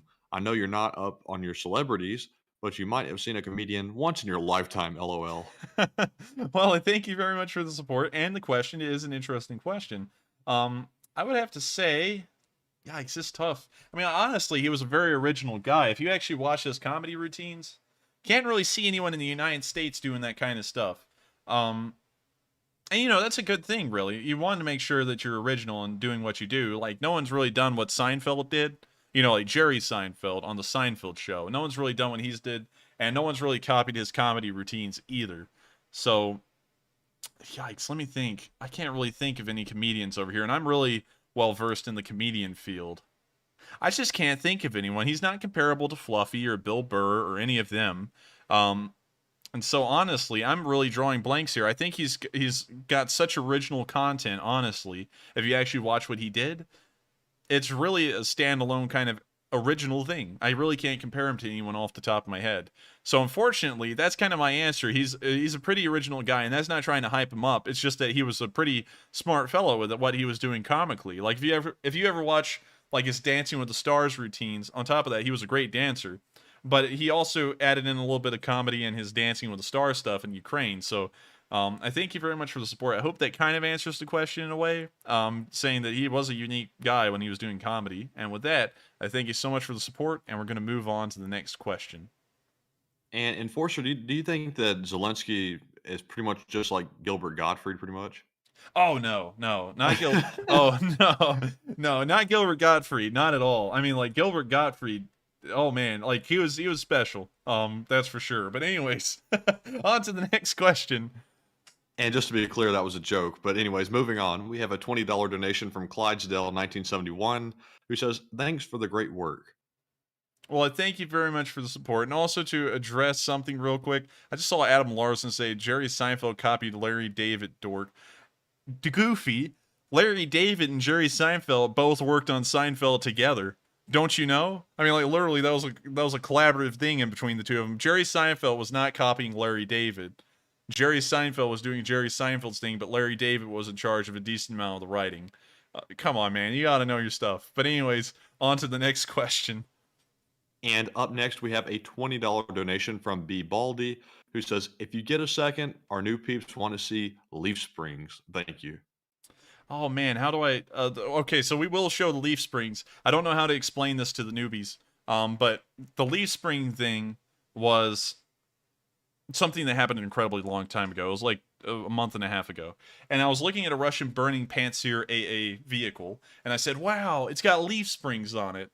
And I was like, wow, that's like ancient. Nothing uses leaf springs anymore. And I was like, do they? And then I pulled it up, like on stream, and I found out that there's a lot of vehicles still that use leaf spring suspension. And so I got flamed in the live chat for saying that. Like, absolutely grilled. I was well done by the end of that. But it was honestly really funny to me. I had a good laugh watching the live chat go crazy over leaf spring suspension out of everything. And so the leaf spring joke stuck for the next few streams over and over. People kept on bringing it up. It stuck around beyond every other joke that's kind of popped up and came and went on the stream. And I don't know why, but I've been a big fan of it, actually. I like the leaf spring joke, and it's become something that everyone's identified themselves with here. They're all members of the Leaf Spring Army. And so for those of you who may not know what a leaf spring looks like, let me pull up a picture of a leaf spring. These are leaf springs. This is what they are. And so you can see here that they are just a form of spring suspension.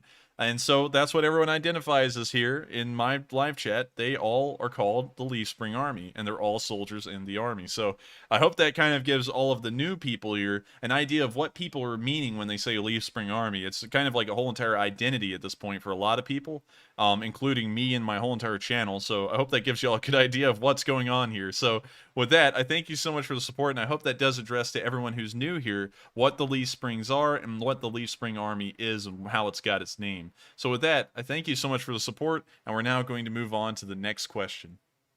And up next, we have a $20 donation from Rich, who says, the Russian military is crap. Ukraine is 28 times smaller than Russia.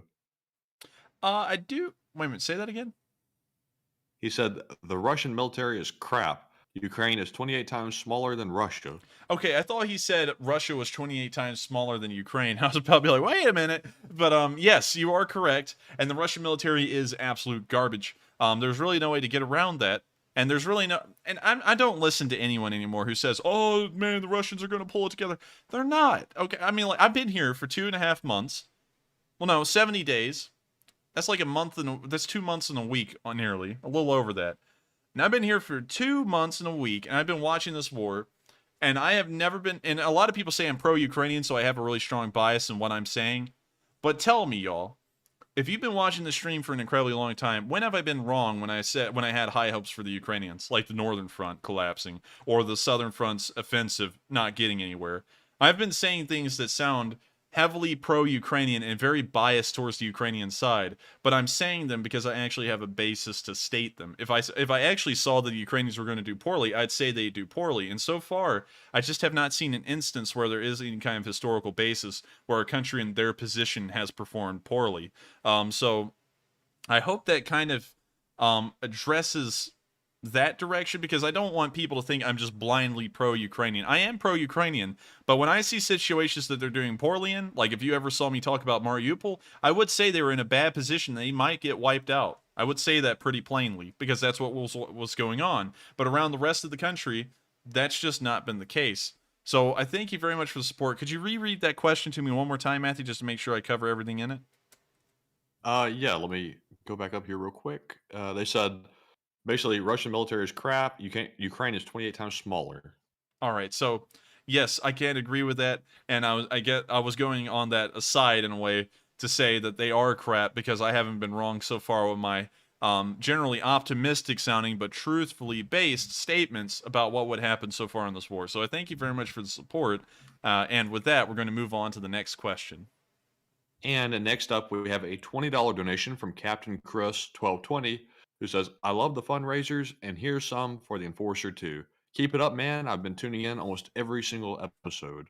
Well, I thank you so much for the support, and I'm glad that you are going to support this stream as well. It is, of course, something that's very important, because for us to continue doing what we do, we always have to make sure that we can pay the bills and keep the lights on in a way. So I thank you so much for extending the support to us as well, because we run entirely off of the goodwill of all of our viewers. We don't run any ads. The only thing we do is the merch store. By the way, go check out the new merch. Sorry for the merciless plug there, but we also do super chats. There's the only ways we actually make revenue on this channel, so it's entirely voluntary. If you get on here and you think, this stream sucks, I'm leaving, you literally have not contributed any way towards this channel running. You never watched an ad. There's no support that comes to us that way. The only support we get to keep this thing going is straight from all of y'all. And so I thank you all so much once again for helping us out and making sure that we can keep on reporting this news and doing what we're doing. And hopefully this can continue after the war, because I'm having a great time doing this. I've had a lot of fun growing a viewer base, having all of y'all here and having jokes with y'all and all kinds of things, and answering questions and reporting the news. And I hope that this can continue on well beyond the war and on to all kinds of other things. And I hope that y'all will enjoy it. And so I thank y'all all so much once again for the support. And I do thank you so much once again for all of the support that you've given this channel, and also all the support that you've given the fundraisers as well. And with that, we're going to move on to the next question. And next up, we have another $20 donation from a Florida Dragon. Thank you for your continued support. They say, thank you, and I appreciate the info. Well, I thank you so much for the support, and I am glad that you appreciate the info. I think Florida Dragon, As far as I heard back a while ago, I think that was a Floridian that was drugged out. I'm just joking with that, but I thank you so much for the support, and it does help us to continue running this channel. And so thank you once again. And with that, we're going to move on to the next question. And next up, we are paid a visit by none other than the Sockeye Salmon. We have a $15 donation from S. Moore, who says, Marvelous Meredith, the blue-eyed Sockeye Salmon, asks, would the enforcer accept rubles as legal tender, and would a U.S. bank accept rubles? I think you're asking if I was president. No. No, we wouldn't accept rubles. I wouldn't accept rubles as a viable currency. I would accept it as toilet paper, but not a viable currency. So I thank you very much for the support, and I hope that does answer the question in brief to Meredith, the Sockeye Salmon. I turned into Mike Tyson there. I said Meredith. But I do thank you very much for the support. I hope that does answer the question for the Sockeye Nation. And with that, we're going to move on to the next question. And next up, we have a $20 donation from Teddy D, who says, Enforcer, thank you for your support of my brothers and sisters in Ukraine. Keep up the awesome work. And should Ukraine not only take back the Donbass and Crimea, but should they also take territory in Russia? Slava Ukraine. Well, I thank you very much for the support, Teddy D, and I am glad that you do enjoy what we do here on the stream. But to answer that question, I don't think they could retake Crimea. Crimea is, of course, considered Russian sovereign land, and the Russians will have an incredibly strong response. Not that their military could do anything; that's out of the question. But they would come up with some kind of way to make a strong response to Ukrainians trying to push into Crimea. That would not be taken well by the Russians. Donetsk and Luhansk, on the other hand, I could see the Ukrainians retaking that if they did dedicate enough time and resources into it, and the Western supply lines kept on flowing. So I could see that. But as far as actually like pushing into Russia, I don't think the Ukrainians will try and do that. They could have done that in the north already. They could have tried to start pushing towards Belgorod or Kursk from Sumy, but we haven't seen them do that because they are fighting an entirely defensive war, and it isn't Ukraine's ambitions to try and extend the war beyond their borders. So I thank you very much for the support, and I hope that does answer the question, at least as far as what I'm thinking. And with that, we're going to move on to the next one. And next up, we have a whopping $145 donation from Anthony Dobson, who does not leave a comment. Well, I thank you so much for the support. It is, of course, going to help out this channel a lot, and I am, of course, super appreciative and thankful for it. And I honestly, I gotta say, I love that people do support this channel and send in loads of support, but I hate that some of y'all don't send in questions because I feel like y'all are getting nothing out of this. But I guess y'all just enjoyed the stream, and of course, I am incredibly appreciative of the support. But oh man, that makes me feel bad. But I do thank you so much for the support. It does help out this channel a lot. And with that, we're going to move on to the next question. And thank you once again, Anthony. Yeah, I just have to say thank you very much, Anthony. That's very generous of you. And next up, we have a $12 donation from Level 70, who says, how are Russian attacks on Ukraine's railways impacting their logistics? It's impacting their logistics a pretty good bit. Most of the Russian logistical units operate on the railroad. In fact, the largest part of their logistical operations are railroad-based. And so any kind of railroad sabotage is pretty much directly affecting the entire logistical chain of the Russian military in that one area, on that one specific main line, or on that one specific train. And so it has a massive effect, a much more massive effect than even attacking the trucks, is attacking their trains directly. And so I hope that does answer the question, and I think that would be something that the Ukrainians ought to look into incredibly heavily. I'm not sure if Voronezh has a large railway depot in it. We can see something of a small one here. I don't really see any major ones here near the city. Let's make sure, though. Doesn't look like Voronezh has any major railheads to speak of. But if you could find a city that did, for example, Belgorod. Let's take a look at Belgorod. I'm sure they have a large rail yard somewhere. It looks like they have one that goes into a factory here, another one here.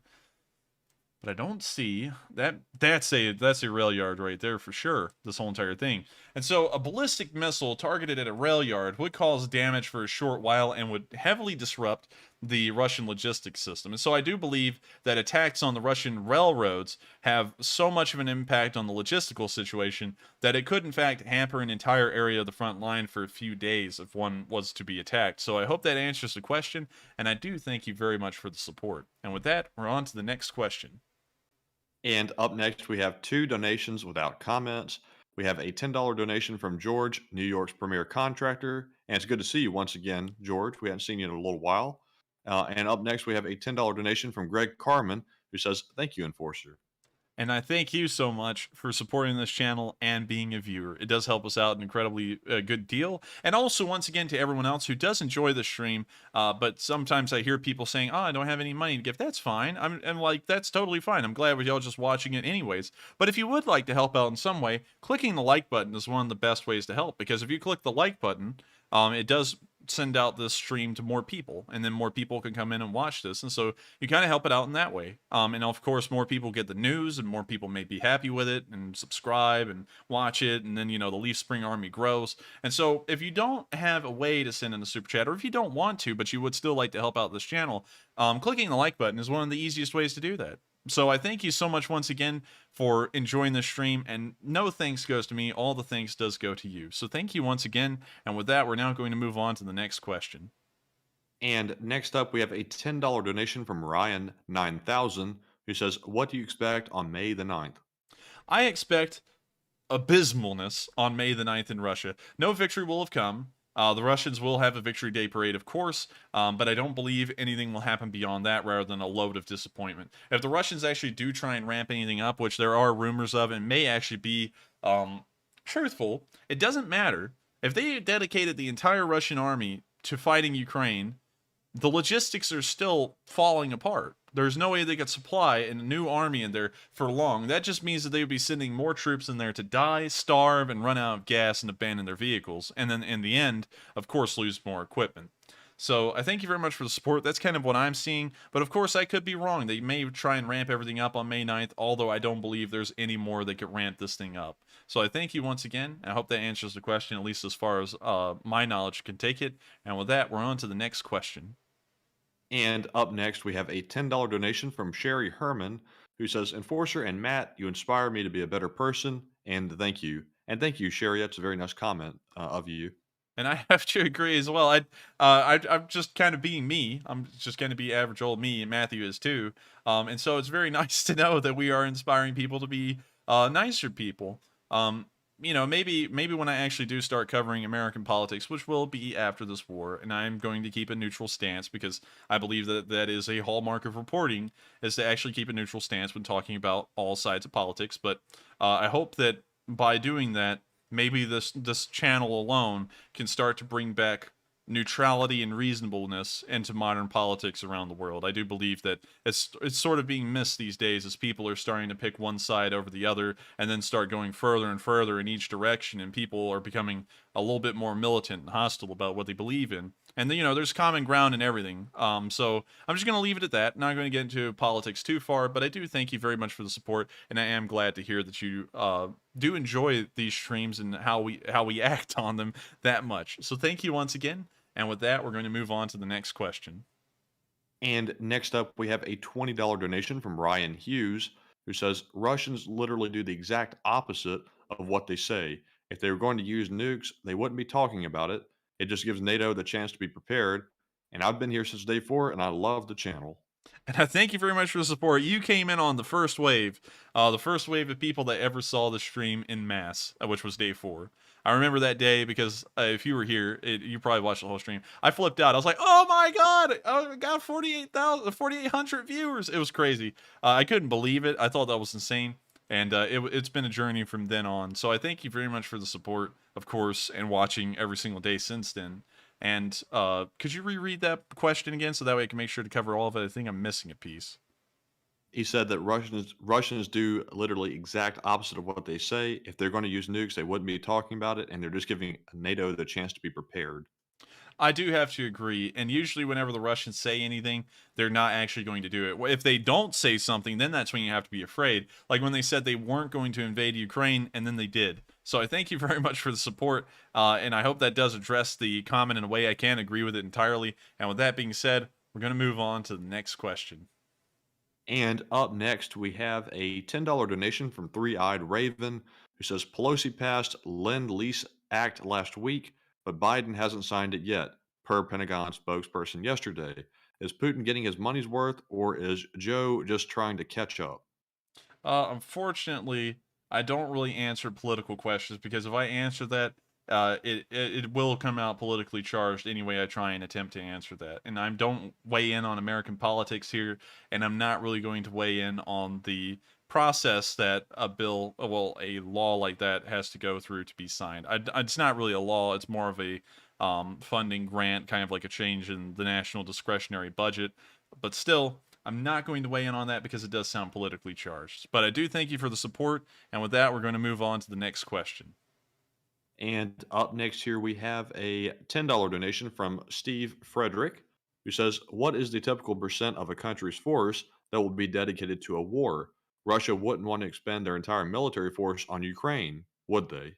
No, not at all. I can entirely agree with that. Usually, oh man, that's a tough one to answer because it kind of depends on the historical situation. Finland almost dedicated their entire war to, their entire military to the defense of Finland in 1939. So, based off of that, it'd be like 80% of the military on the front.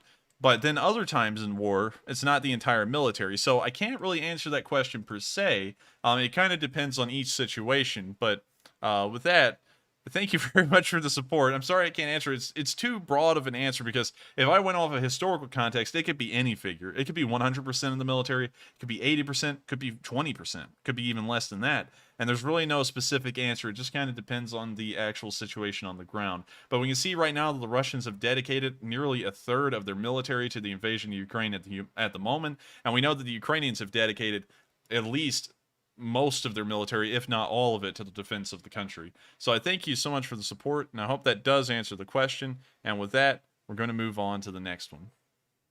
And up next, we have a $10 donation from Martin Nielsen. Thank you very much, Martin, for your donation to the channel. It is very much appreciated.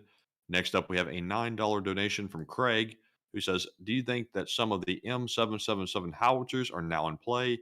The Ukrainian artillery is getting very accurate, and keep up the great work. And I thank you so much for the support, and I also do thank you for asking the question. But before we move on, I just saw someone who may be new here ask a question that I would like to address. C. Grazy 1886 says, how do I ask a question? Just super chat it? No, you don't always have to super chat to get a question answered. You can actually just ask a question in a live chat, and although we only answer 3 of them, you may be the lucky person who has their question answered if we find it to be incredibly good. But one of the easiest ways to get a question answered is to super chat it. So I hope that does answer the question. And with that, could you reread that other question to me real quick, Matthew, so that way I can recognize the supporter and also answer his question as best as I can? Okay, so they said, do you think that some of the M777 howitzers are now in play? The Ukrainian artillery is getting very accurate. Yes, I do think that some of the M777 howitzers have made it there, and they are being used. We have seen the Ukrainian artillery become deadly accurate, even more so over the past few days, although it was deadly accurate to begin with. So to answer that question, I do entirely believe that they are being used, and hopefully they do have the Excalibur rounds to go with them, because without the Excalibur rounds, the M777 is really just any other kind of normal artillery piece. But with that, I hope that does answer the question, and I thank you so much for the support. And with that, we're going to move on to the next question.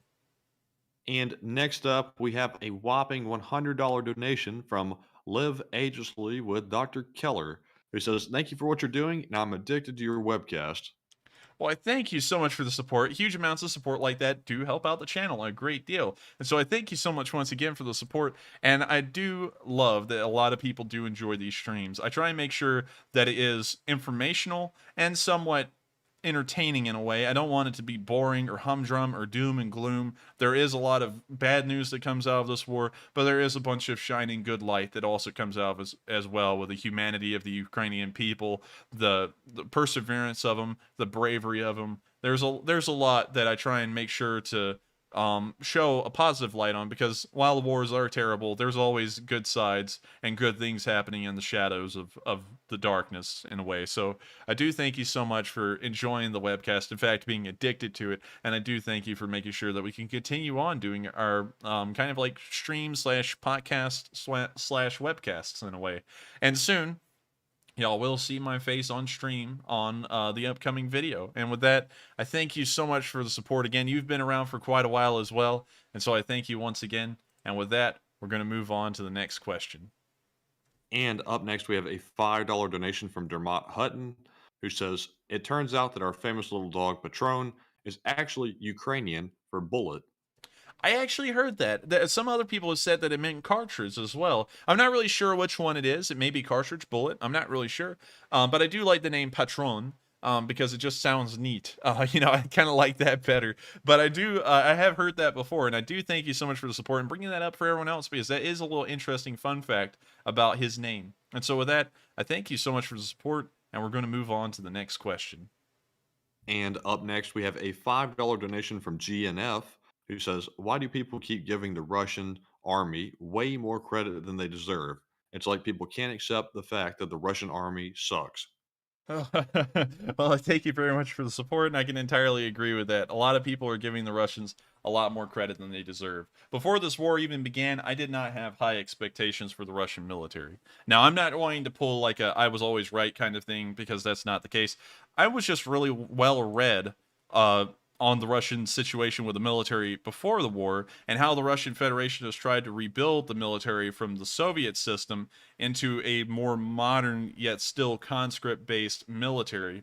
And if you ever read up on their history incredibly well, and I would say that the best short read on that would be a book by Osprey, and it's called The Russian Federation, Russian Federation Army Restructuring or something like that, 1991 to present day, and it discusses in great detail the Russian military and how it's been reformed since the collapse of the Soviet Union and the forming of the Russian Federation. And if you read through its history, you can get the idea that it's incredibly backwards, poorly trained, poorly funded. It has not done well in any war that's pursued since then. And so going into this war, I was already under the idea the Russians would probably not do well. But at the beginning, I was assuming that the Ukrainians would do poorly as well, because they're a much smaller country with a smaller economy, a smaller population, and they just didn't, on paper, compared to the Russians, they just weren't able to even match up at all. But we've seen now that the Russians have glaring deficiencies in their military, and they were terribly off from the beginning. So I thank you very much for the support, and I hope that does address the comment. Excuse me, I'm having hiccups here for some reason. I hope that does address the comment and the question in a way. And so with that, we're going to move on to the next one. And next up, we have a $5 donation from Bruce Allison, who says, "Where is Rusden NCO?" I don't really know what that question is particularly asking, so unfortunately I'm going to have to declare ignorance on that one. I'm sorry about that, but I do thank you very much for the support. And with that, we're going to move on to the next question. And next up, we have a $5 donation from Hokie Saloom, who says, "Thoughts about streaming on the Twitch platform to increase your outreach?" I have been thinking about that, but I'm not really a big fan of that idea. Honestly, I just like to stay in one place. I like YouTube. It's not a bad place.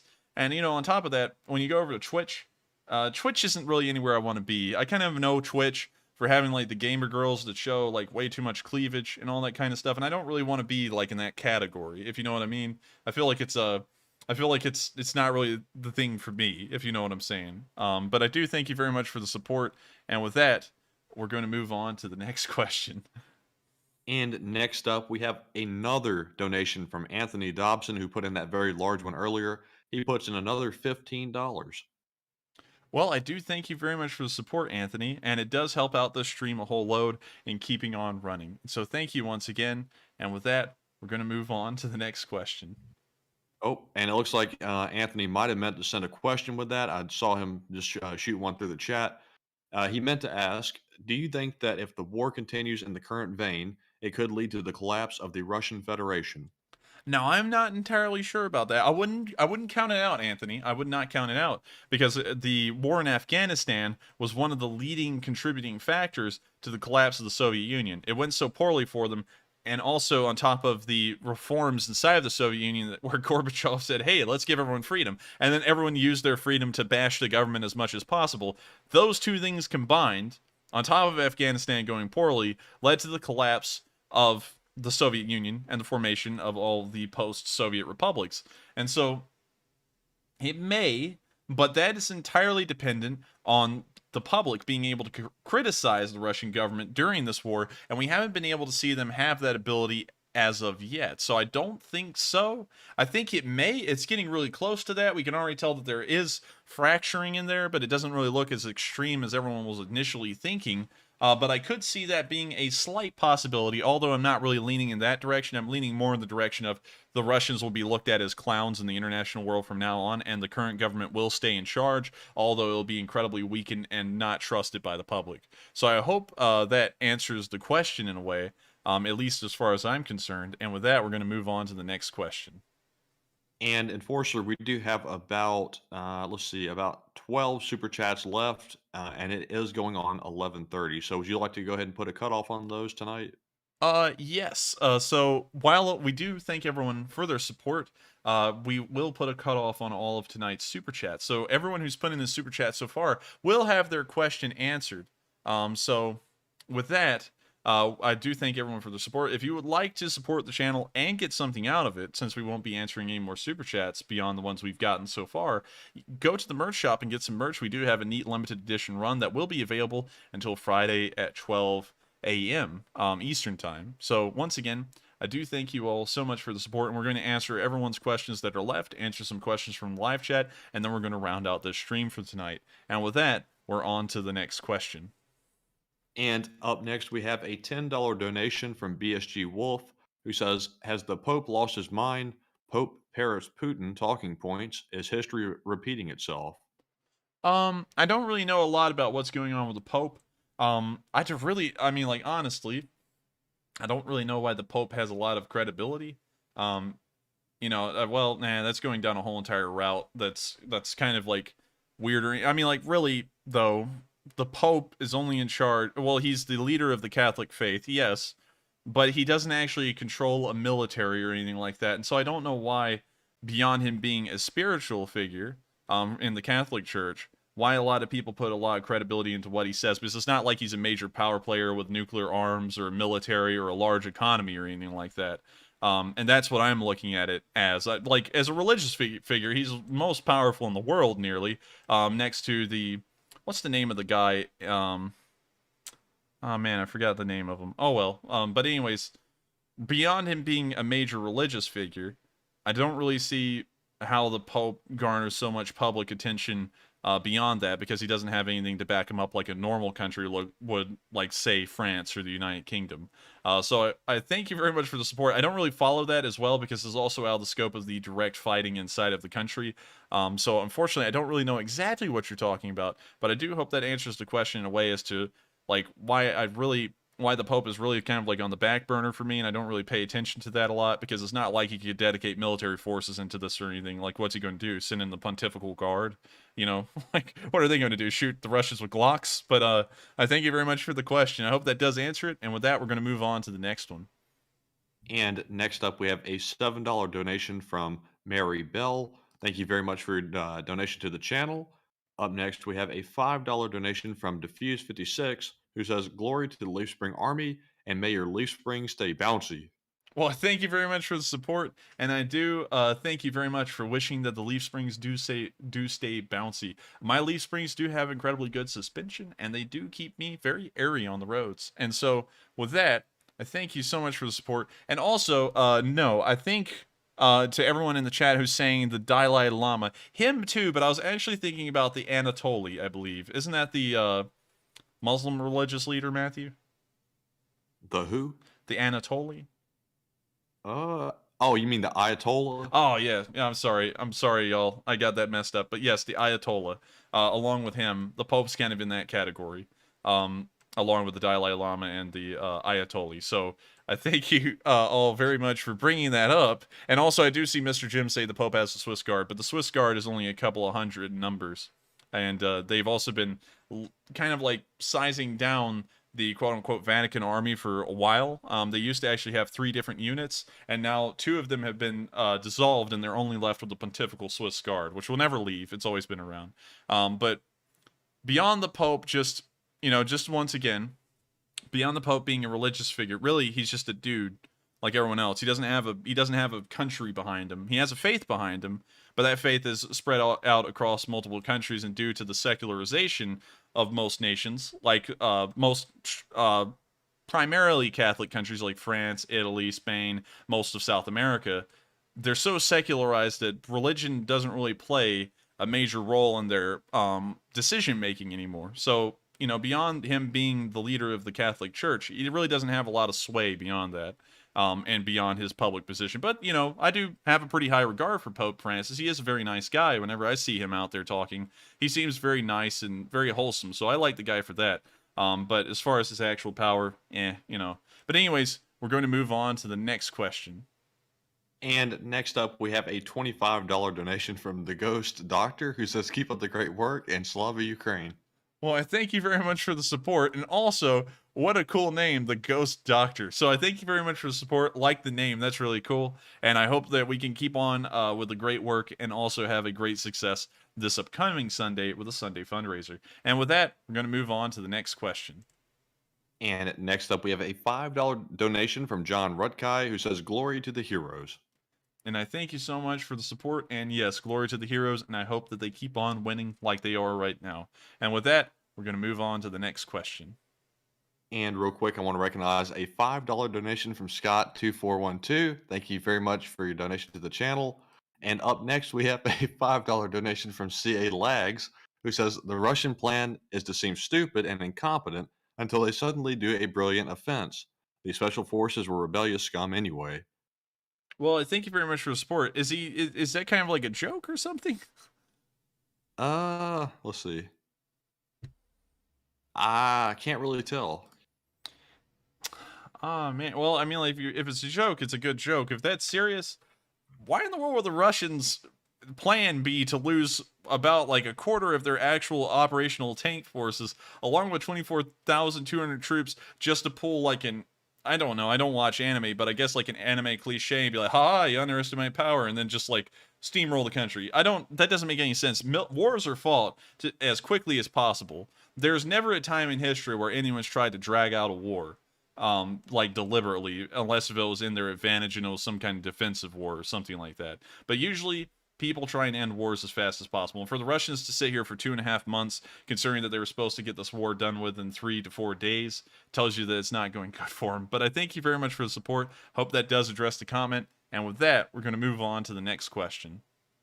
And y'all are absolutely killing me right now with these jokes in the chat. I'm trying to make my way through these questions without laughing all the way through them. So here we go. So up next, we have a $10 donation from Hoodoo, Texas, who says, "The Pope wants to be Anthony Quinn in the shoes of the fisherman. Actually, this is relevant. Watch the movie. It's a great film, and maybe Putin watched the film also." Well, I'll make sure to try and check it out if I do have free time. Free time is a premium these days, hard for me to come by. But I will try and take a look at it. And the Pope wants to be Anthony Quinn in the shoes of the fisherman.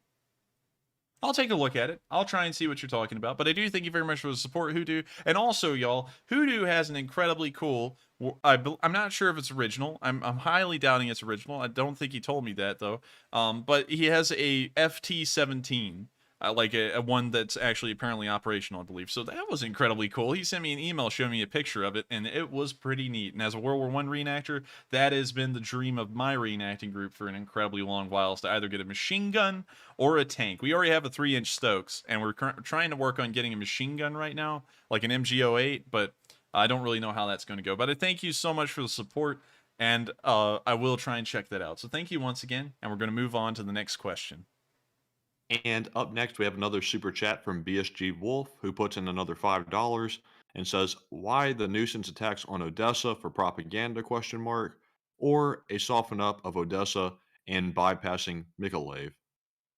Could you read that one to me again? I'm looking at the comments and I'm also being distracted by what people are saying. So he's basically saying, are the nuisance attacks on Odessa propaganda, or is it just meant to soften up Odessa and they're bypassing Mykolaiv? I think they're just attacking Odessa kind of like they're attacking Lviv. There's actually nothing that they could do to Lviv, but they keep on striking it anyways. And I think that's kind of what they're doing with Odessa. Right now, there is no way for them to attack Odessa. Right now, the coastal defenses of the Ukrainians are too strong for the Russian Navy to get close enough to launch an invasion.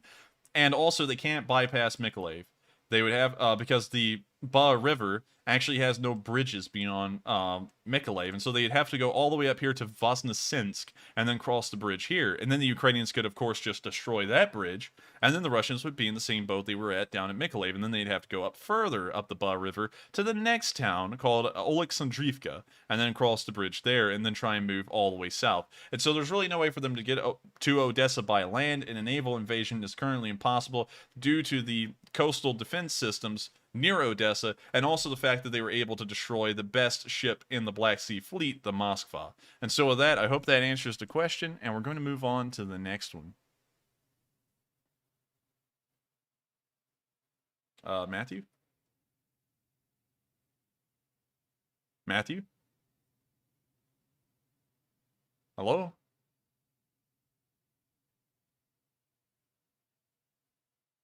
One second, y'all. I'm going to go see what's up with Matthew. He's not responding, so let me go check on him real quick.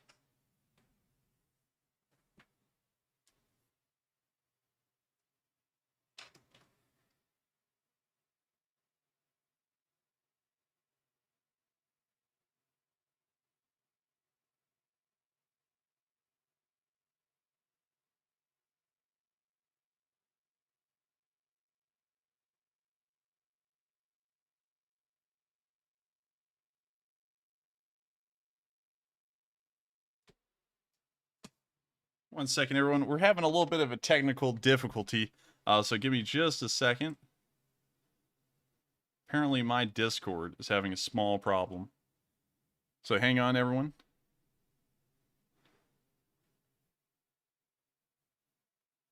All right, so we disconnect, then join that call. Hello? Testing? Testing? Let's see, everything is working. Hello? Testing? Yeah, I can hear you now. All right, so with that, sorry everyone for the brief interruption. We did have a little bit of a connectivity issue with Matthew, but we seem to have gotten it fixed. And so with that, we're going to move on to the next question. And I actually just got done wrestling down Moscow Mike, so I'm back now. Next up, we have a $5 donation from Rockets Red Wines again, who says, very correct on your AC-130 assessment. I lost friends on the gunship that went down in Desert Storm. They cannot operate in contested airspace. Yes, they cannot operate in contested airspace whatsoever. That's something I know for sure, considering that it's a massive, pretty much cargo plane that's been converted into a gunship. It's got a massive cross-section, hardly any defense systems. I mean, it's got a lot of chaff and flares, but chaff and flares only go so far. And so I do thank you very much for the support, and I'm glad that you do agree with me, and you do actually have, of course, some unfortunate firsthand experience showing that that is, in fact, the case. So I thank you very much for agreeing with me and being able to verify that with firsthand account. And so with that, thank you once again for the support, and I'm sorry to hear about your loss. And with that, we're going to move on to the next question. And up next, I want to recognize a $20 donation from Junebug72. Thank you very much for your continued support of the channel, and we very much appreciate it. Up next, we have a $5 donation from Jonathan White, who says, Lavrov comments about the Jews being Nazis and complicit with the Holocaust are disgusting, and it shows the Kremlin's views toward non-Russians. It does. I think the Russians are an arrogant group of people who think they're better than everyone else in the world, which is highly resembling the Nazi ideology of the 30s and 40s, where they believed that they were one of the finest races on Earth and that there was no one who could compare to them.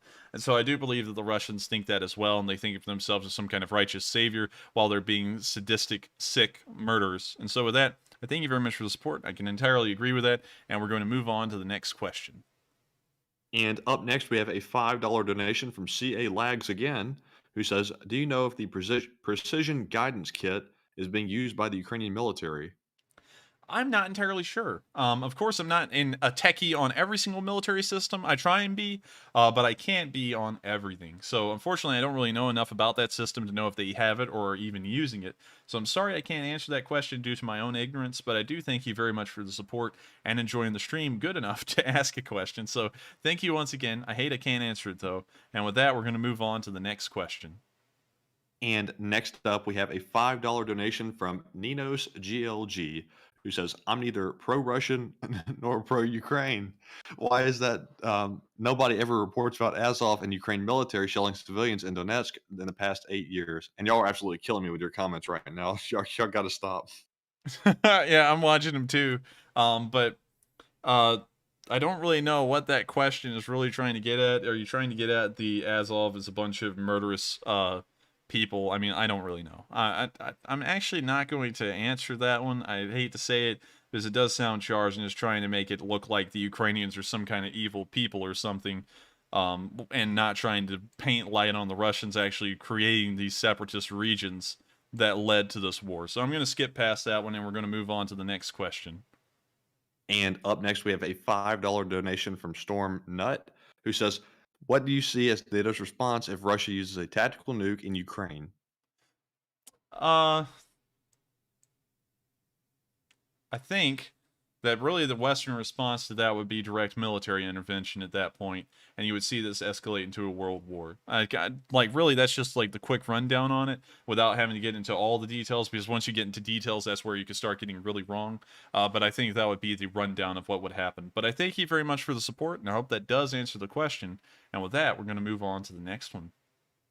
And up next, we have a $2 donation from Nick Landry, who says, Starsky said it's hard to hit the Crimean Bridge. Yes, I can agree. I have said it on stream before. I said it would most likely be difficult, if not impossible, for a Toshka ballistic missile to hit the bridge, and also there would probably be a heavy amount of defenses around that bridge. So I can't agree with that, and I do think that Starsky probably knows a little bit more than me, honestly, because he is over there, and he is a member of the Ukrainian military. So I do think that he have a little bit more knowledge than me on that, so I can't agree with him entirely. So I thank you very much for the support, and with that, we're going to move on to the next question. And next up, we have a $2 donation from Mamba Mentality, who says, who do you think will be in power in Putin's absence? Probably Medvedev.